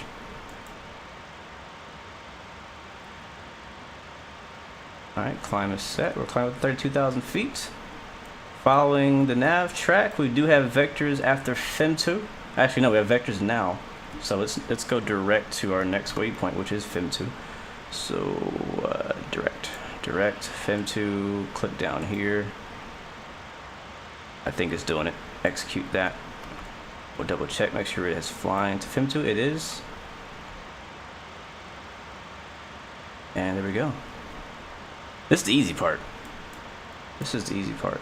I agree. Somebody mentioned in the chat though earlier that this is a very fun plane to learn, and I do actually agree. It is fun. I haven't learned everything about it yet, but I've been enjoying learning about it. It's not a difficult plane, honestly. It really isn't. Like it's not like a kind of an advanced aircraft that you'd have to, you know, spend hours on hours just to get in the air. It's not like that advanced, but it does have enough system depth that you could really dig in and get into some trouble. You know what I mean? But I didn't know about that that flame out thing. I didn't know you could just burn the engines up and kill them like that. It's good to know. Bomb Tech, I look like a guy that you were deployed with in the military. That's cool. Well, hopefully he's a good guy. And thank you for your service, man. Did I not put the flaps up? Which system do I prefer, Boeing or Airbus? Personally? That's a good question. I never thought about that.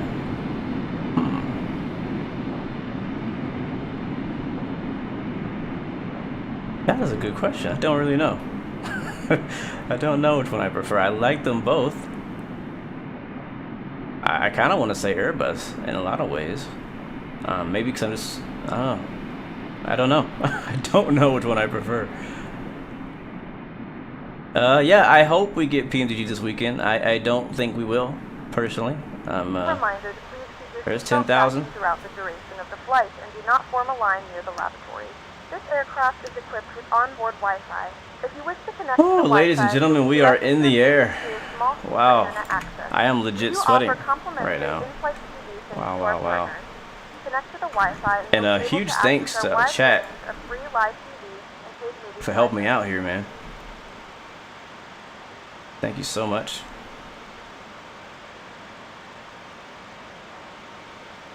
Harry, yes, they did say they're hoping to get it out this weekend, but I feel like the community has taken it as is. It is coming out this weekend. If you've ever, followed the development of anything ever, it never comes out when they hope it comes out. So I don't expect at all to see it come out this weekend. Like, matter of fact, I am so confident that I would bet money that PMDG does not release by Sunday. Money. I'd put a whole bunch of money on that. After that, very likely. But this weekend, no, definitely not. Alright, passing 10,000 feet, aircraft is pitching for 300 knots on the VNAV climb. If you're just joining us, we are departing out of Fort Lauderdale on our second attempt to do our flight to Kentucky, a small airport called Bluegrass, Kentucky, which is a real location that Allegiant flies to even today. They fly A320s on this route now, but Allegiant did, they used to have MD-80s. Now, using PAC-X, we had Latin VFR, Fort Lauderdale. It's a freeware scenery for KLEX. And, yeah, we're rocking the Leonardo Maddog MD-80 today. Anything I need to do on the overhead, guys? We already got the APU turned off. APU master's off. We got air supply looking good. It's nice and bright outside, so no need to have any lighting up top, so we're good there. Not worried about the flight recorder. It's just unnecessary at this point, to be honest. We can turn off the seatbelt signs. It's pretty smooth air ahead, and it will ping the attendants and let them do their thing. Disarm spoilers. That's a good one. That's a real good one. You guys seriously taught me something. Oh, do I have to do it? How do I disarm them? Oh, I gotta do the actual. Okay, so I gotta do this first. That is interesting. So I gotta turn the actual spoiler off and then disarm. Nope. Okay. What am I doing wrong here?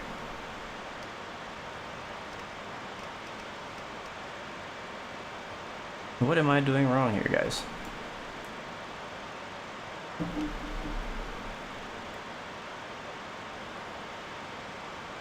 Auto brake is off. Oh, I think it is disarmed. I think down is disarmed. Yeah, that's what it was. Yeah. This is, you gotta read, Blue. You gotta read. Alright, we are not squawking Charlie. I don't know what that says. FLASS? That's funny. How do I get back to the real thing? The real deal. Clear. Do I need to turn it on? Range. What is that? I'm just pressing all the buttons. Okay, there we go. Now we're squawking Charlie. I was flying Vatsim yesterday, I think, with this plane, and he kept asking me to squawk Charlie, and I was like, I am. Like, I kept like going in here and like turning it to TARA, and he was like, can you squawk Charlie? I was like, I am. So what I did was I turned it off and it turned back on, and I was like, can you see me now? He's like, yes. I was like, okay, sure. It can only arm when the gear is down. Gotcha. Alright, so we're just real quick, just gonna clean things up. So we were good, so we got the spoilers off, we got the auto brakes disarmed and off. We are squawking Charlie. Trims are good, the cross feed thingy is off. Am I missing anything else, chat? Let me know, help me out. This is all of a learning situation. I have it set to climb mode. Now, a couple things. We have a nice longish flight today. It's 2 hours expected en route time, so we got a lot of time to talk about everything going on in flight sim and talk about this aircraft and how I feel about it and everything. But I have a few questions. I feel like they're major questions that are not stopping me from flying this airplane, but I feel like it's keeping me from flying it accurately. And you can already tell when I was setting it up, there's a few things that I missed. So I'm definitely writing down and keeping track of those things so that next time I fly, I can, you know, do it correctly. And I'm actually flying over Lake Okeechobee right now. I'll go outside, take a look at that.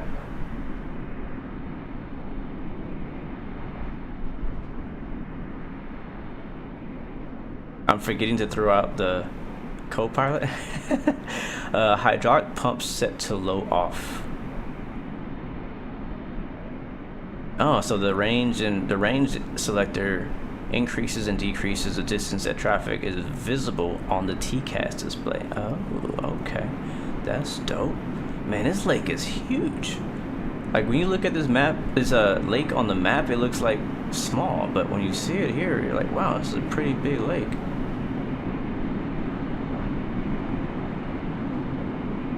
Yes, I am wearing a Detroit shirt today. I was wondering if anybody would notice it. No, I am not from Detroit, though. You can probably tell from my accent, if I have an accent at all. I don't know. But no, I'm not from Detroit.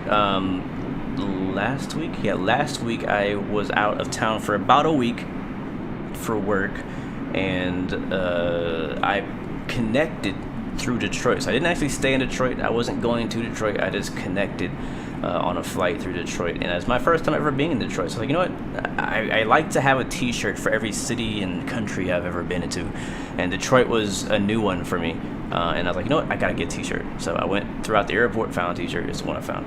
And this T-shirt says Detroit versus everybody. What that means, I don't know.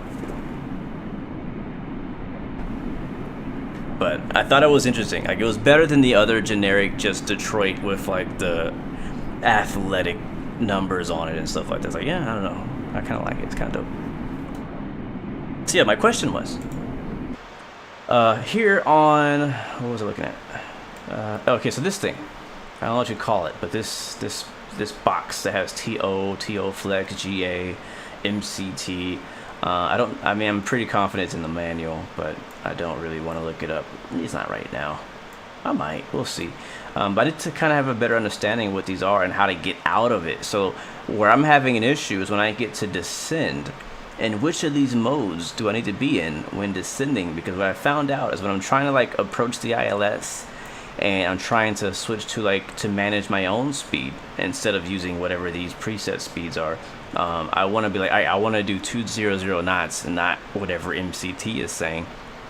Which of these modes should I be in at that point? Or if none of them, how do I get out of it? You know, so I was having a problem with that. Oh, Detroit versus everybody is an Eminem song. I didn't know that. Wow, I should have knew that. I like Eminem. I should have freaking knew that. I feel bad.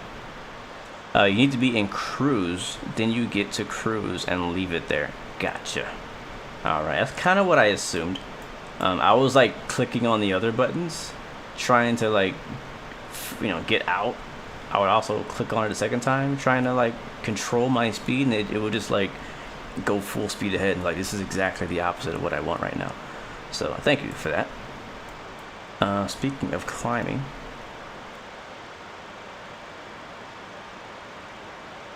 this looks good so far. Gotcha, Brandon. Gotcha, Brandon. Alright, got some nice wing views here on the left. Got a nice wing view here on the right. The textures on the wings are a little bit disappointing, I have to be honest.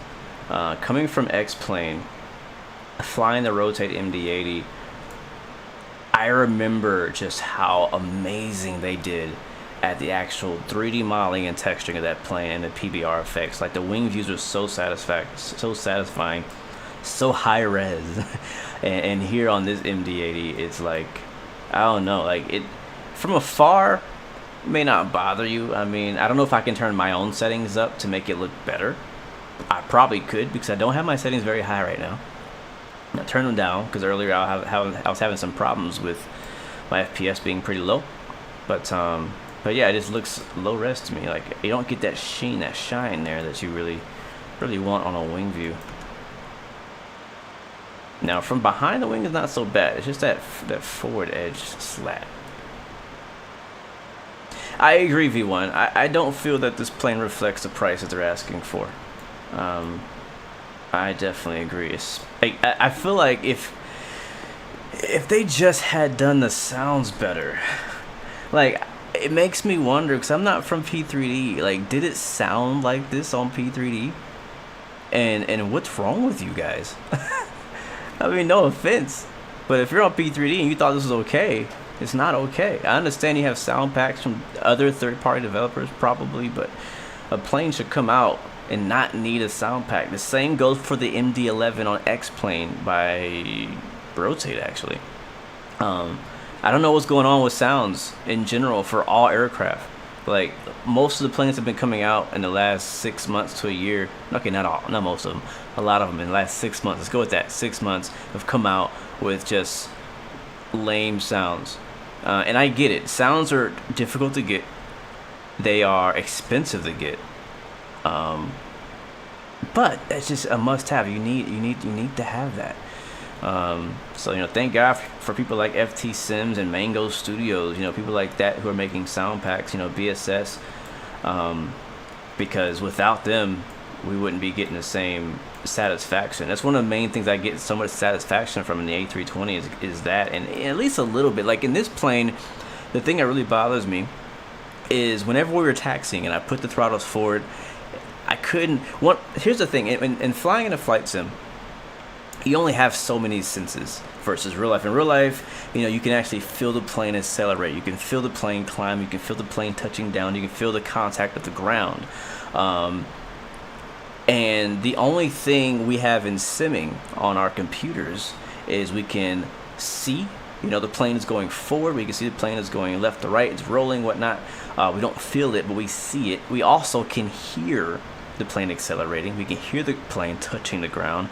We can hear the plane rolling faster or slower or coming to a stop. We can hear the brakes screeching, stuff like that, you know what I mean, at variable rates. And that kind of stuff really helps us to fine-tune our actual flying. I find it difficult to really find my taxi speed even in this aircraft because I can't hear the engines. I literally like push the engine so far forward, and then we finally start rolling, and I'm like, is that too much? I don't know. And when I'm, you know, taking off or landing especially, I'm trying to, like, you know, kind of messing with the throttles, going up and down, trying to just find the right speed, trying to find that sweet spot, but I don't really know how much I'm giving it because I can't freaking hear anything. It's really frustrating. So that's my rant about sound. The sound is horrible in this plane. I'm just gonna say it, no offense to the person who made it, but it's just bad and it needs to be fixed. But what they did do well is I do like the sounds of, like, in the cockpit of, like, the switches and things like that. I do like how the buses pop on and pop off. I do like the sound of the APU turning off, so I'm not completely negative. Also, I do like the systems in this plane. I'm not a fan of the load manager thing. I feel like that was kind of a misfire. I don't know, it's weird. Maybe because I'm just not used to that because, you know, I'm not from P3D. I'm not used to the way they do things. But it's just kind of weird that you have in the EFB, you have a, where's it at? Here's it is. You have this weight and balance screen that doesn't match the weight and balance screen that you can open. But it has similar options. It's weird. It's really weird. And also, I mean, it's not a necessity, but it'd be nice to be able to import the OFP one time and it is in sync with everything in the aircraft. That'd be nice. It'd be nice. Now, again, I don't know Leonardo or that team. I don't know what kind of reputation they have for updating planes, taking customer feedback. No freaking clue. No idea how long it takes them to look at things like that. But that's just my suggestions so far with a few things. Another thing that really bothers me is the fact that I cannot get this to switch to freaking pounds. It's always in kg. I've now done my sim brief OFPs all in kilograms because I can't get it to change. So that's just a small thing. It's not game breaking, but it'd be nice to be able to switch that to that way. I don't have any personal issues with the FMC. I feel like it's in-depth enough. It's not like study level, but it's in-depth enough for you to get in here and make some changes and do things. Autopods work perfectly for me. VNAV works great, which is good. So I mean, it's done a lot of great things with this plane so far. ILS, I think the ILS works too. We're passing 30,000 feet for 32, so we're almost to our cruise level. Looking good. On the way to Kentucky Fried Chicken. How much is this plane? I don't even remember, bro. I bought it so fast.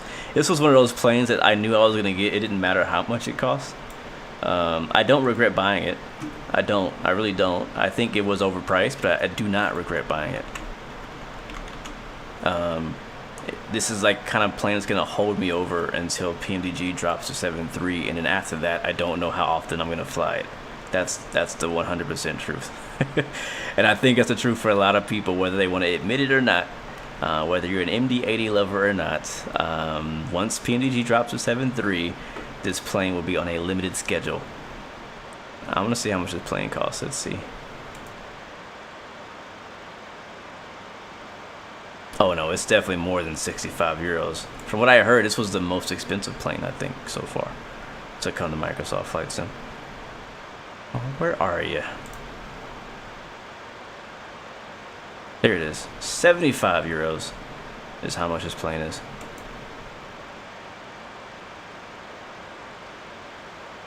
Which I think in US is like almost $80. Yeah, and then the other BA-146 that just recently came out at a 60. Uh-oh. Are we losing an engine? Wait a second. What? What now? Okay, I have control. Alright, guys. We have an issue. I don't know what the issue is. We have lost both engines, and I don't know where we are. Based on my iPad, thanks for EFBs, we are just above Kissimmee. I lost everything. I don't even know how fast we're going. Do I have a standby thing for that? I think it's over there. Yeah, I do. Alright, we gotta divert, guys. Diverting to Orlando. It should be right off our nose. We should see it eventually. There's no way we're out of fuel. I had to run it back. There's just no way we're out of fuel. Can I get the APU on? Can we get the APU on? So we can at least have some systems running. I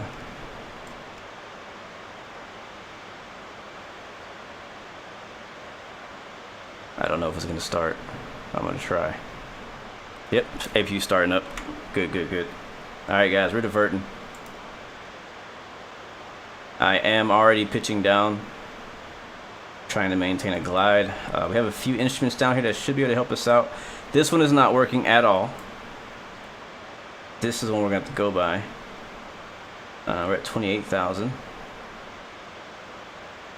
I don't see a speed though. Is there a speed one? Yeah, that's what happened, bro. I think that's what happened. It's a conspiracy. Freaking Leonardo's like, don't you dare talk bad about my sounds. You know, one thing is, you notice, I'm gonna keep dogging you guys then. Shoot. I'm just kidding. One thing you notice is we didn't hear the engines turn off. It sounds exactly the same. It sounds exactly the same. Alright, we do have APU power, APU gens are popping on, APU air. I'm not sure if we need that or not, but I'm turning everything APU related on. Good, good. We're on APU power. We should get some systems back. We do. I have speed. I have altitude. We're going to use that. Engines, I don't know if they're going to come back or not. Right now, they're windmilling. Again, we're going to shoot for Orlando. Orlando is right underneath us. I'm not sure how far it is, but I'm going to see if we can turn on airports here. Yep, MCO is about 10 miles away. So we're going to shoot for Orlando. And if possible, I'd like to just fly direct there. It's going to make a right turn.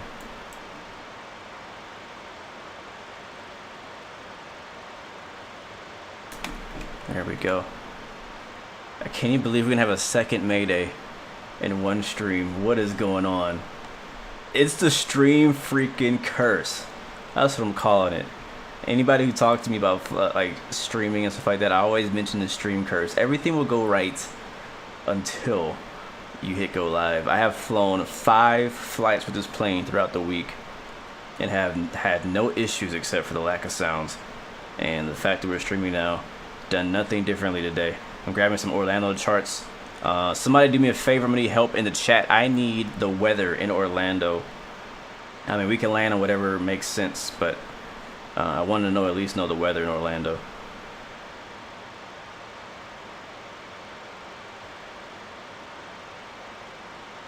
Bro, this is gonna be, if I pull this off, first of all, I'm gonna try to restart the engine.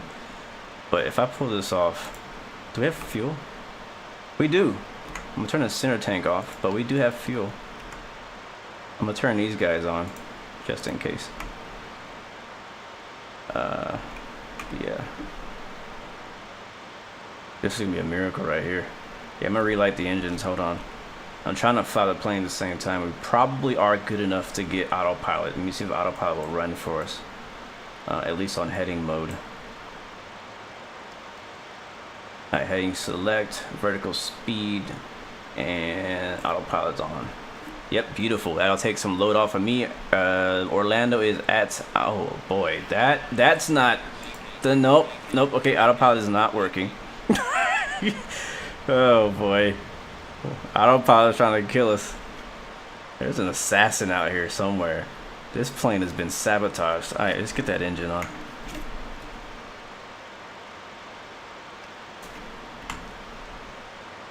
This plane has been sabotaged. We got good speed. We're at 19,000.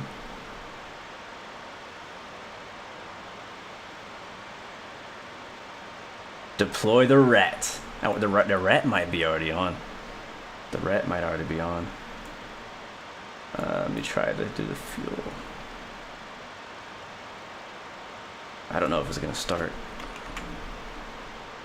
I don't really have, you know what, I'm gonna hit the replay mode right now so that we can just document anything that happens from now on with the black box. Thank you, Jolly. Wins 24010, temps 90, dew point 60. Appreciate that. The mad rat. Alright, I'm trying to do so many things at once right now. I could really use a co-pilot. Where is MD-80? There it is. Hold on, I gotta take my hands off for a second.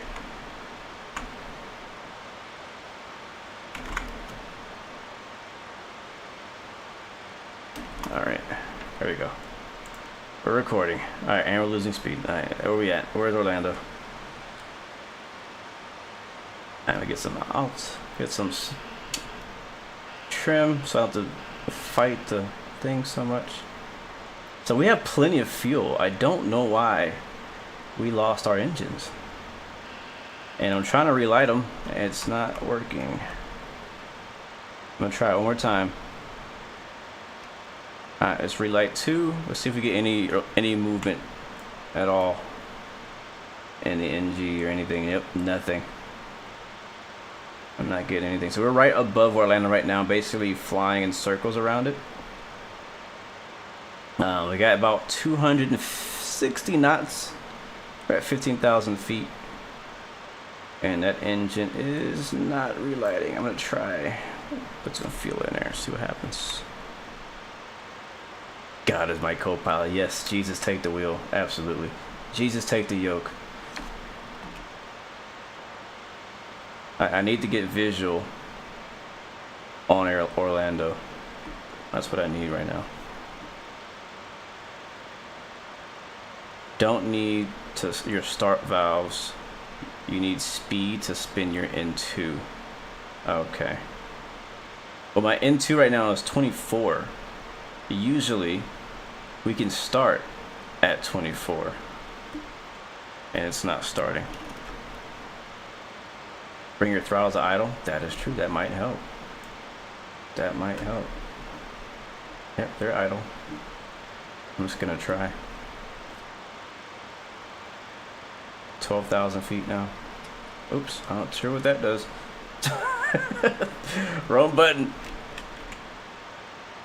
Man, they put me in the one plane that I am least familiar with to do a emergency landing. That's great.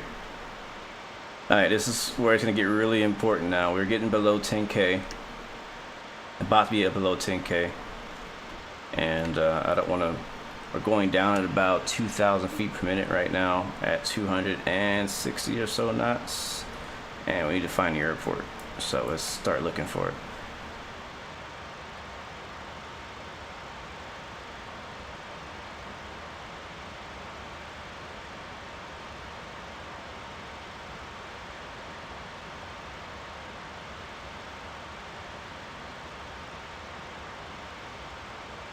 You alright over there? Yeah, she is super calm. She's like, hey, I trained my whole life for this. Right now we're VFR, we're searching for the airport. Orlando is not far. It should be at our 9 o'clock.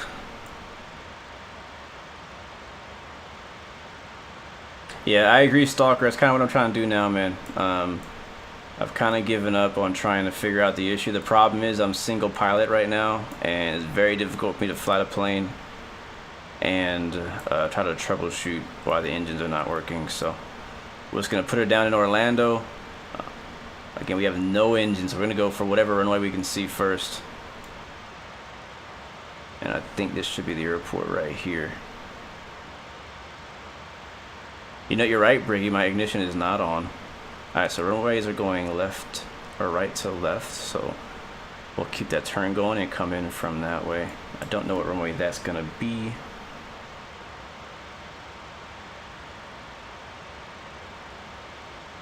Let's see. Keep the turn coming for me. Actually, it's north to south, so that's going to be what direction is that? So that's north. So let's move land south. I'm gonna try for either 17 right or 18 left. One of those. All right, we're 7,000 feet, losing a lot of altitude. All right, we're gonna just really quickly, because you're right, I did not turn on the ignition system, so I just want to see if that makes any difference.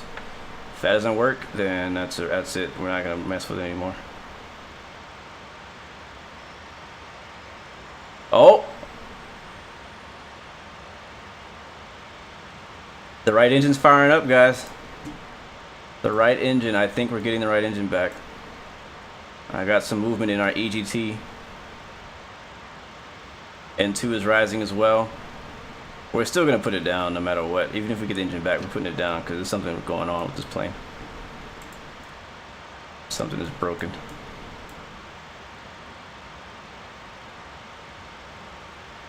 Yep, we're getting the right engine back.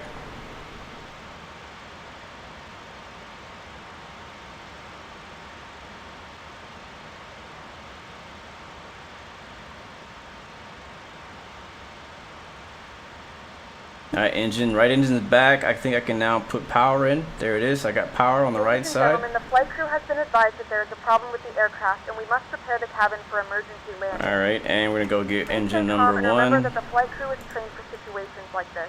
Yes, we Please are. return to your seats and fasten your seatbelts. Stow any carry-on items. Return your seat backs and tray tables to their full upright position. Put your armrests down and Alright, raise your attempted to windows. fire engine 2. Please also locate the nearest emergency exit to you. Doors can be opened by moving the handle in the direction of the arrow. Flight attendants will demonstrate the brace position that you will assume once instructed to do so. To assume the brace position, lean forward with your hands on top of your head and your elbows against your thighs. Ensure your feet are flat on the floor. Alright, no lux. Oh, actually, I need to do the fuel. That's all I need to do. It should be okay once we do that. Alright, we're going to go for 18 left. Orlando area traffic, Allegiant 116, Mayday, coming in for emergency landing, on 18 left. Right now we're on left downwind Orlando.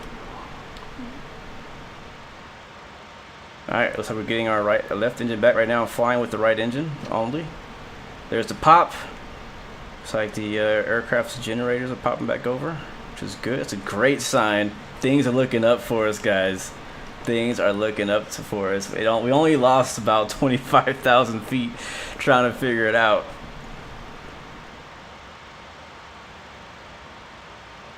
Alright, let's keep that turn going. I'm grabbing some charts as well just to help us out.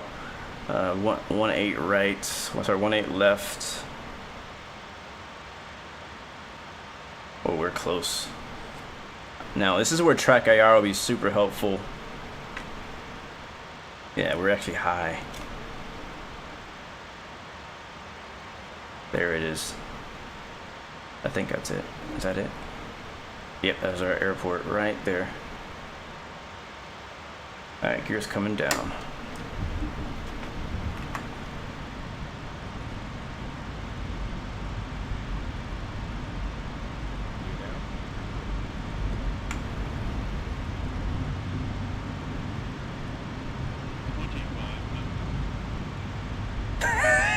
Dante, never turn the seatbelt sign back on. That's true.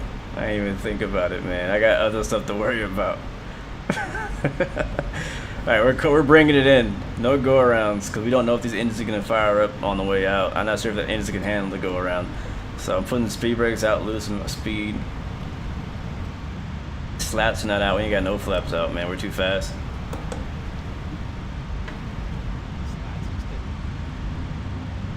Alright, scratch that, taking 1-8 right. I think it's a little longer too.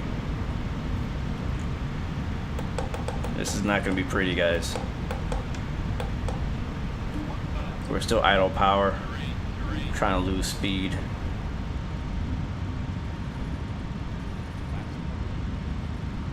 I'm probably just going to leave it at idle and we'll use the reversers if we need it. We might not use reverser either. I don't trust these engines, so we might just do everything manually. I didn't do the auto brake, nothing. We just got to put it down.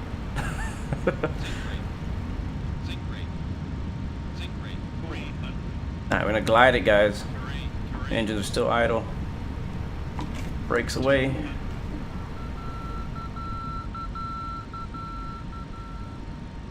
Alright, let it float there. Float, float, float. There's the winds.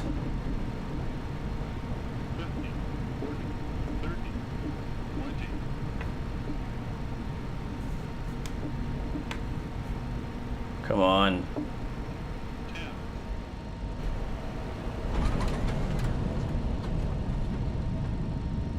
And we are down. Manual braking, because we didn't set the auto brakes. I'm gonna keep pulling the stick back. And we are going to have to...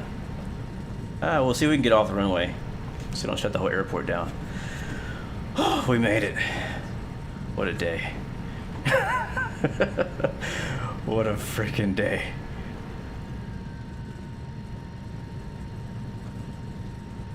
Wow.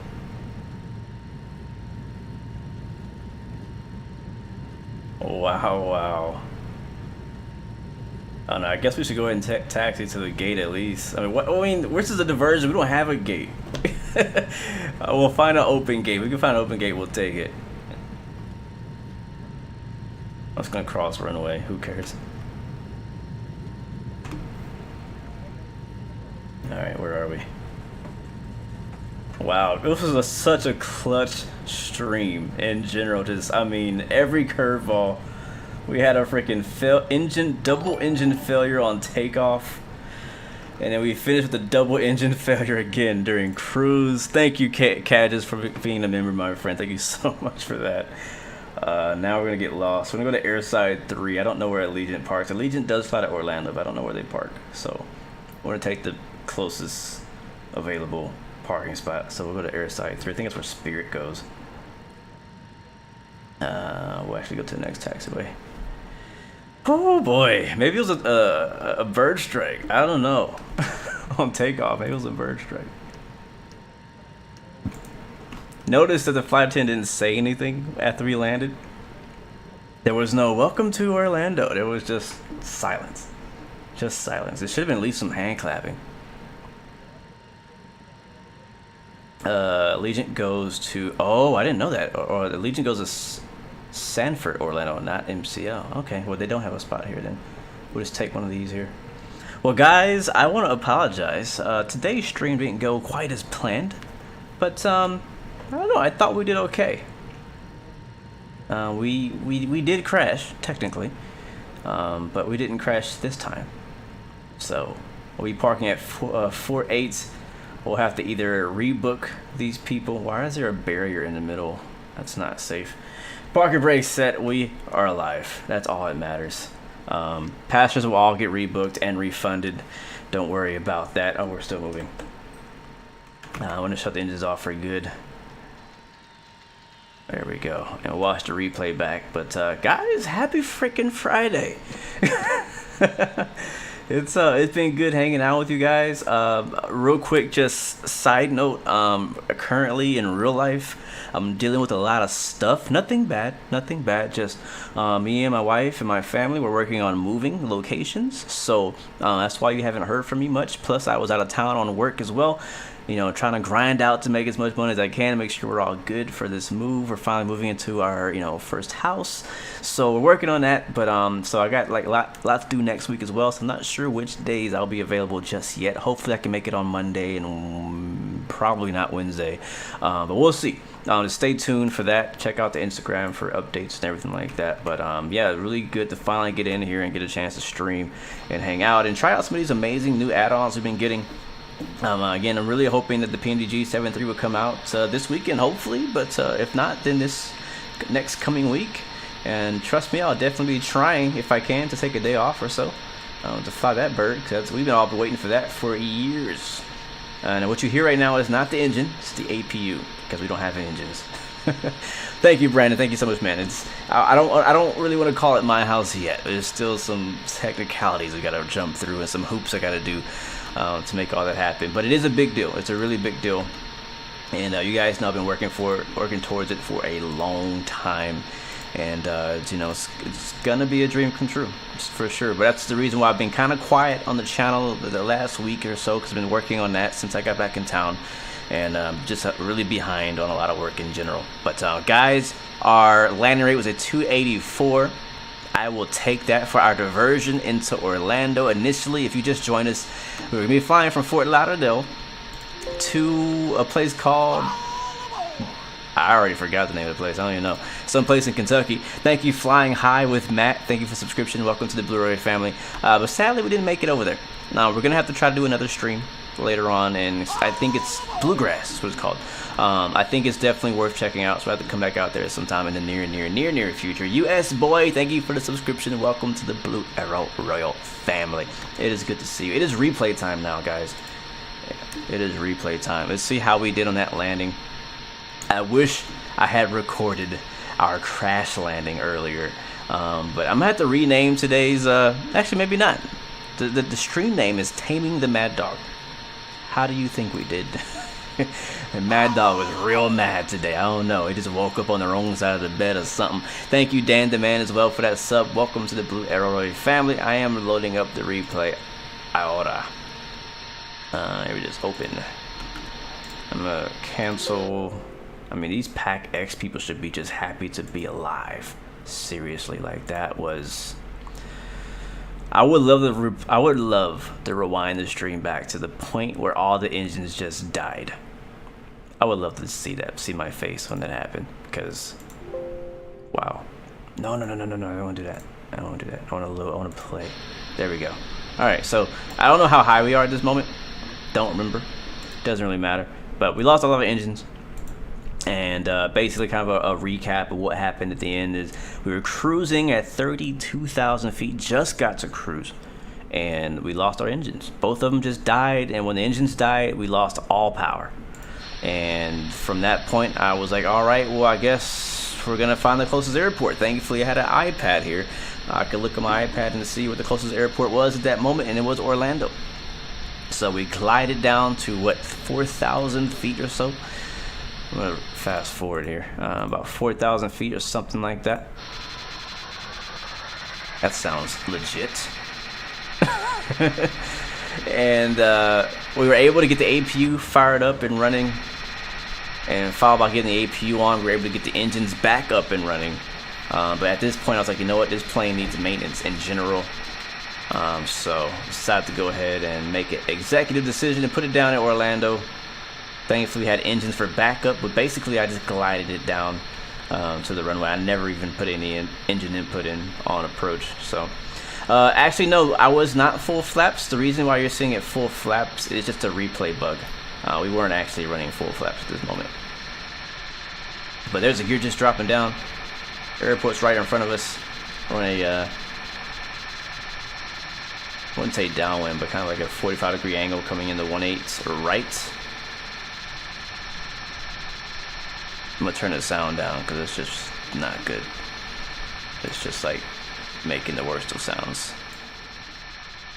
How about some music? But not that song. Like somebody's gonna legit have a seizure from hearing that or something. Epilepsy or something, I don't know. Alright, here we go. I gotta admit though, the scenery flying into Orlando is something special. Like it really looks nice. That was so eventful, man. Wow.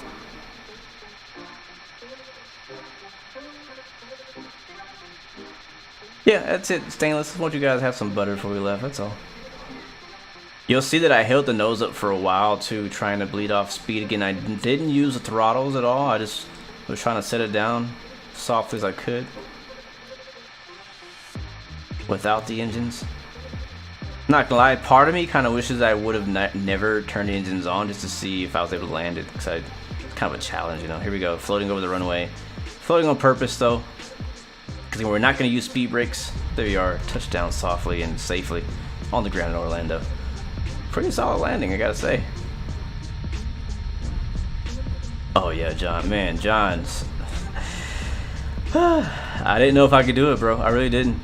I really didn't. I know you guys believe in me because you guys are just supportive like that. But I was like, I don't know how this is gonna. Like in the back of my head, after the engines cut off, I was like, all right, well, we're gonna go to Orlando, but can I glide it there? Can I glide it and keep enough momentum in the air to put it on the runway and not land before the runway or after the runway? You know, it's just, you know, it's not an easy situation, that's for sure. So, but yeah, and I promise I didn't plan this. I didn't.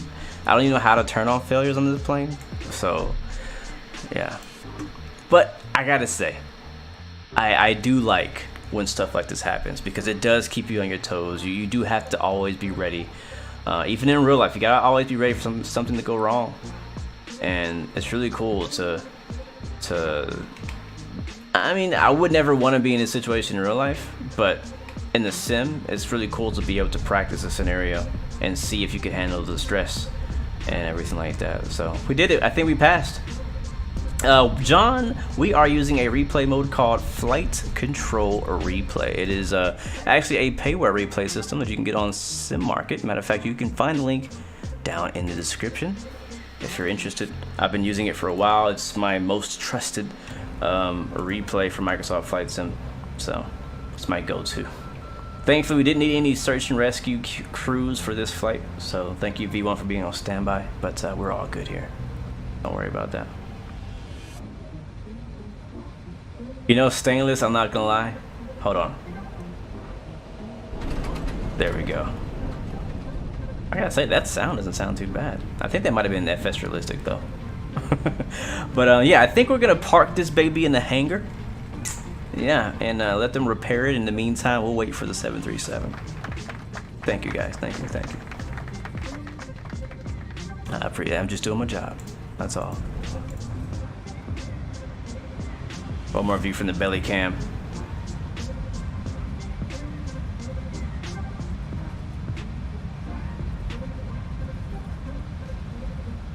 Connor, I saw your comment, bro, and I didn't answer because you've been spamming it, so.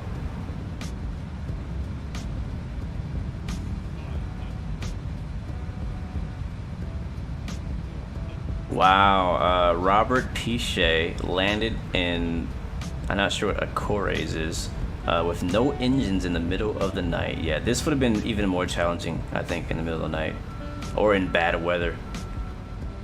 Yeah, Marcus, for sure, man. I'll definitely let you guys know the next stream what the NTSB report was. I'll definitely be under heavy scrutiny for this flight, that's for sure. And you know, Allegiant might not want me back. I'll have to see how that goes, because you know, they're always trying to blame the pilot first. Very nice animations though on those gear suspension. Very well done. Matter of fact, like that's been one of my biggest complaints about a lot of aircraft in Microsoft Flight Sim, particularly the A320neo and some of the other planes, is that whenever a plane touches down, you don't get that suspension travel that you should get when you touch down. Thank you, Kenny. Thank you, man, so much.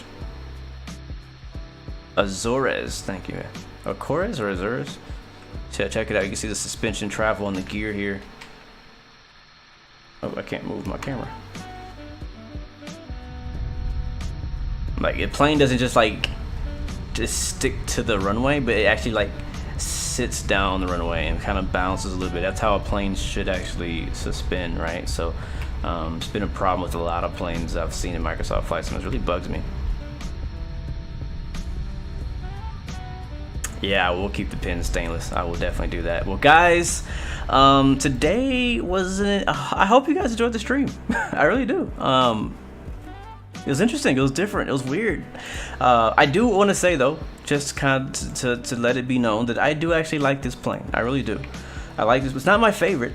Matter of fact, I've been testing out the BA-146 as well, and matter of fact, I think that plane is actually worth the money more than what this is.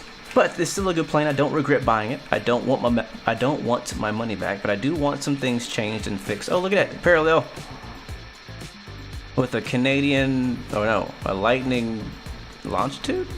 I think. I don't know. But I do like the plane. I've been enjoying flying it. I've been flying it a lot with you know, Delta and American and different airlines, stuff like that. So we'll definitely see it on the channel some more.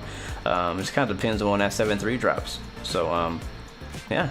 There it is, the Maddog 737. Sorry, the Maddog 737, the Maddog MD-80.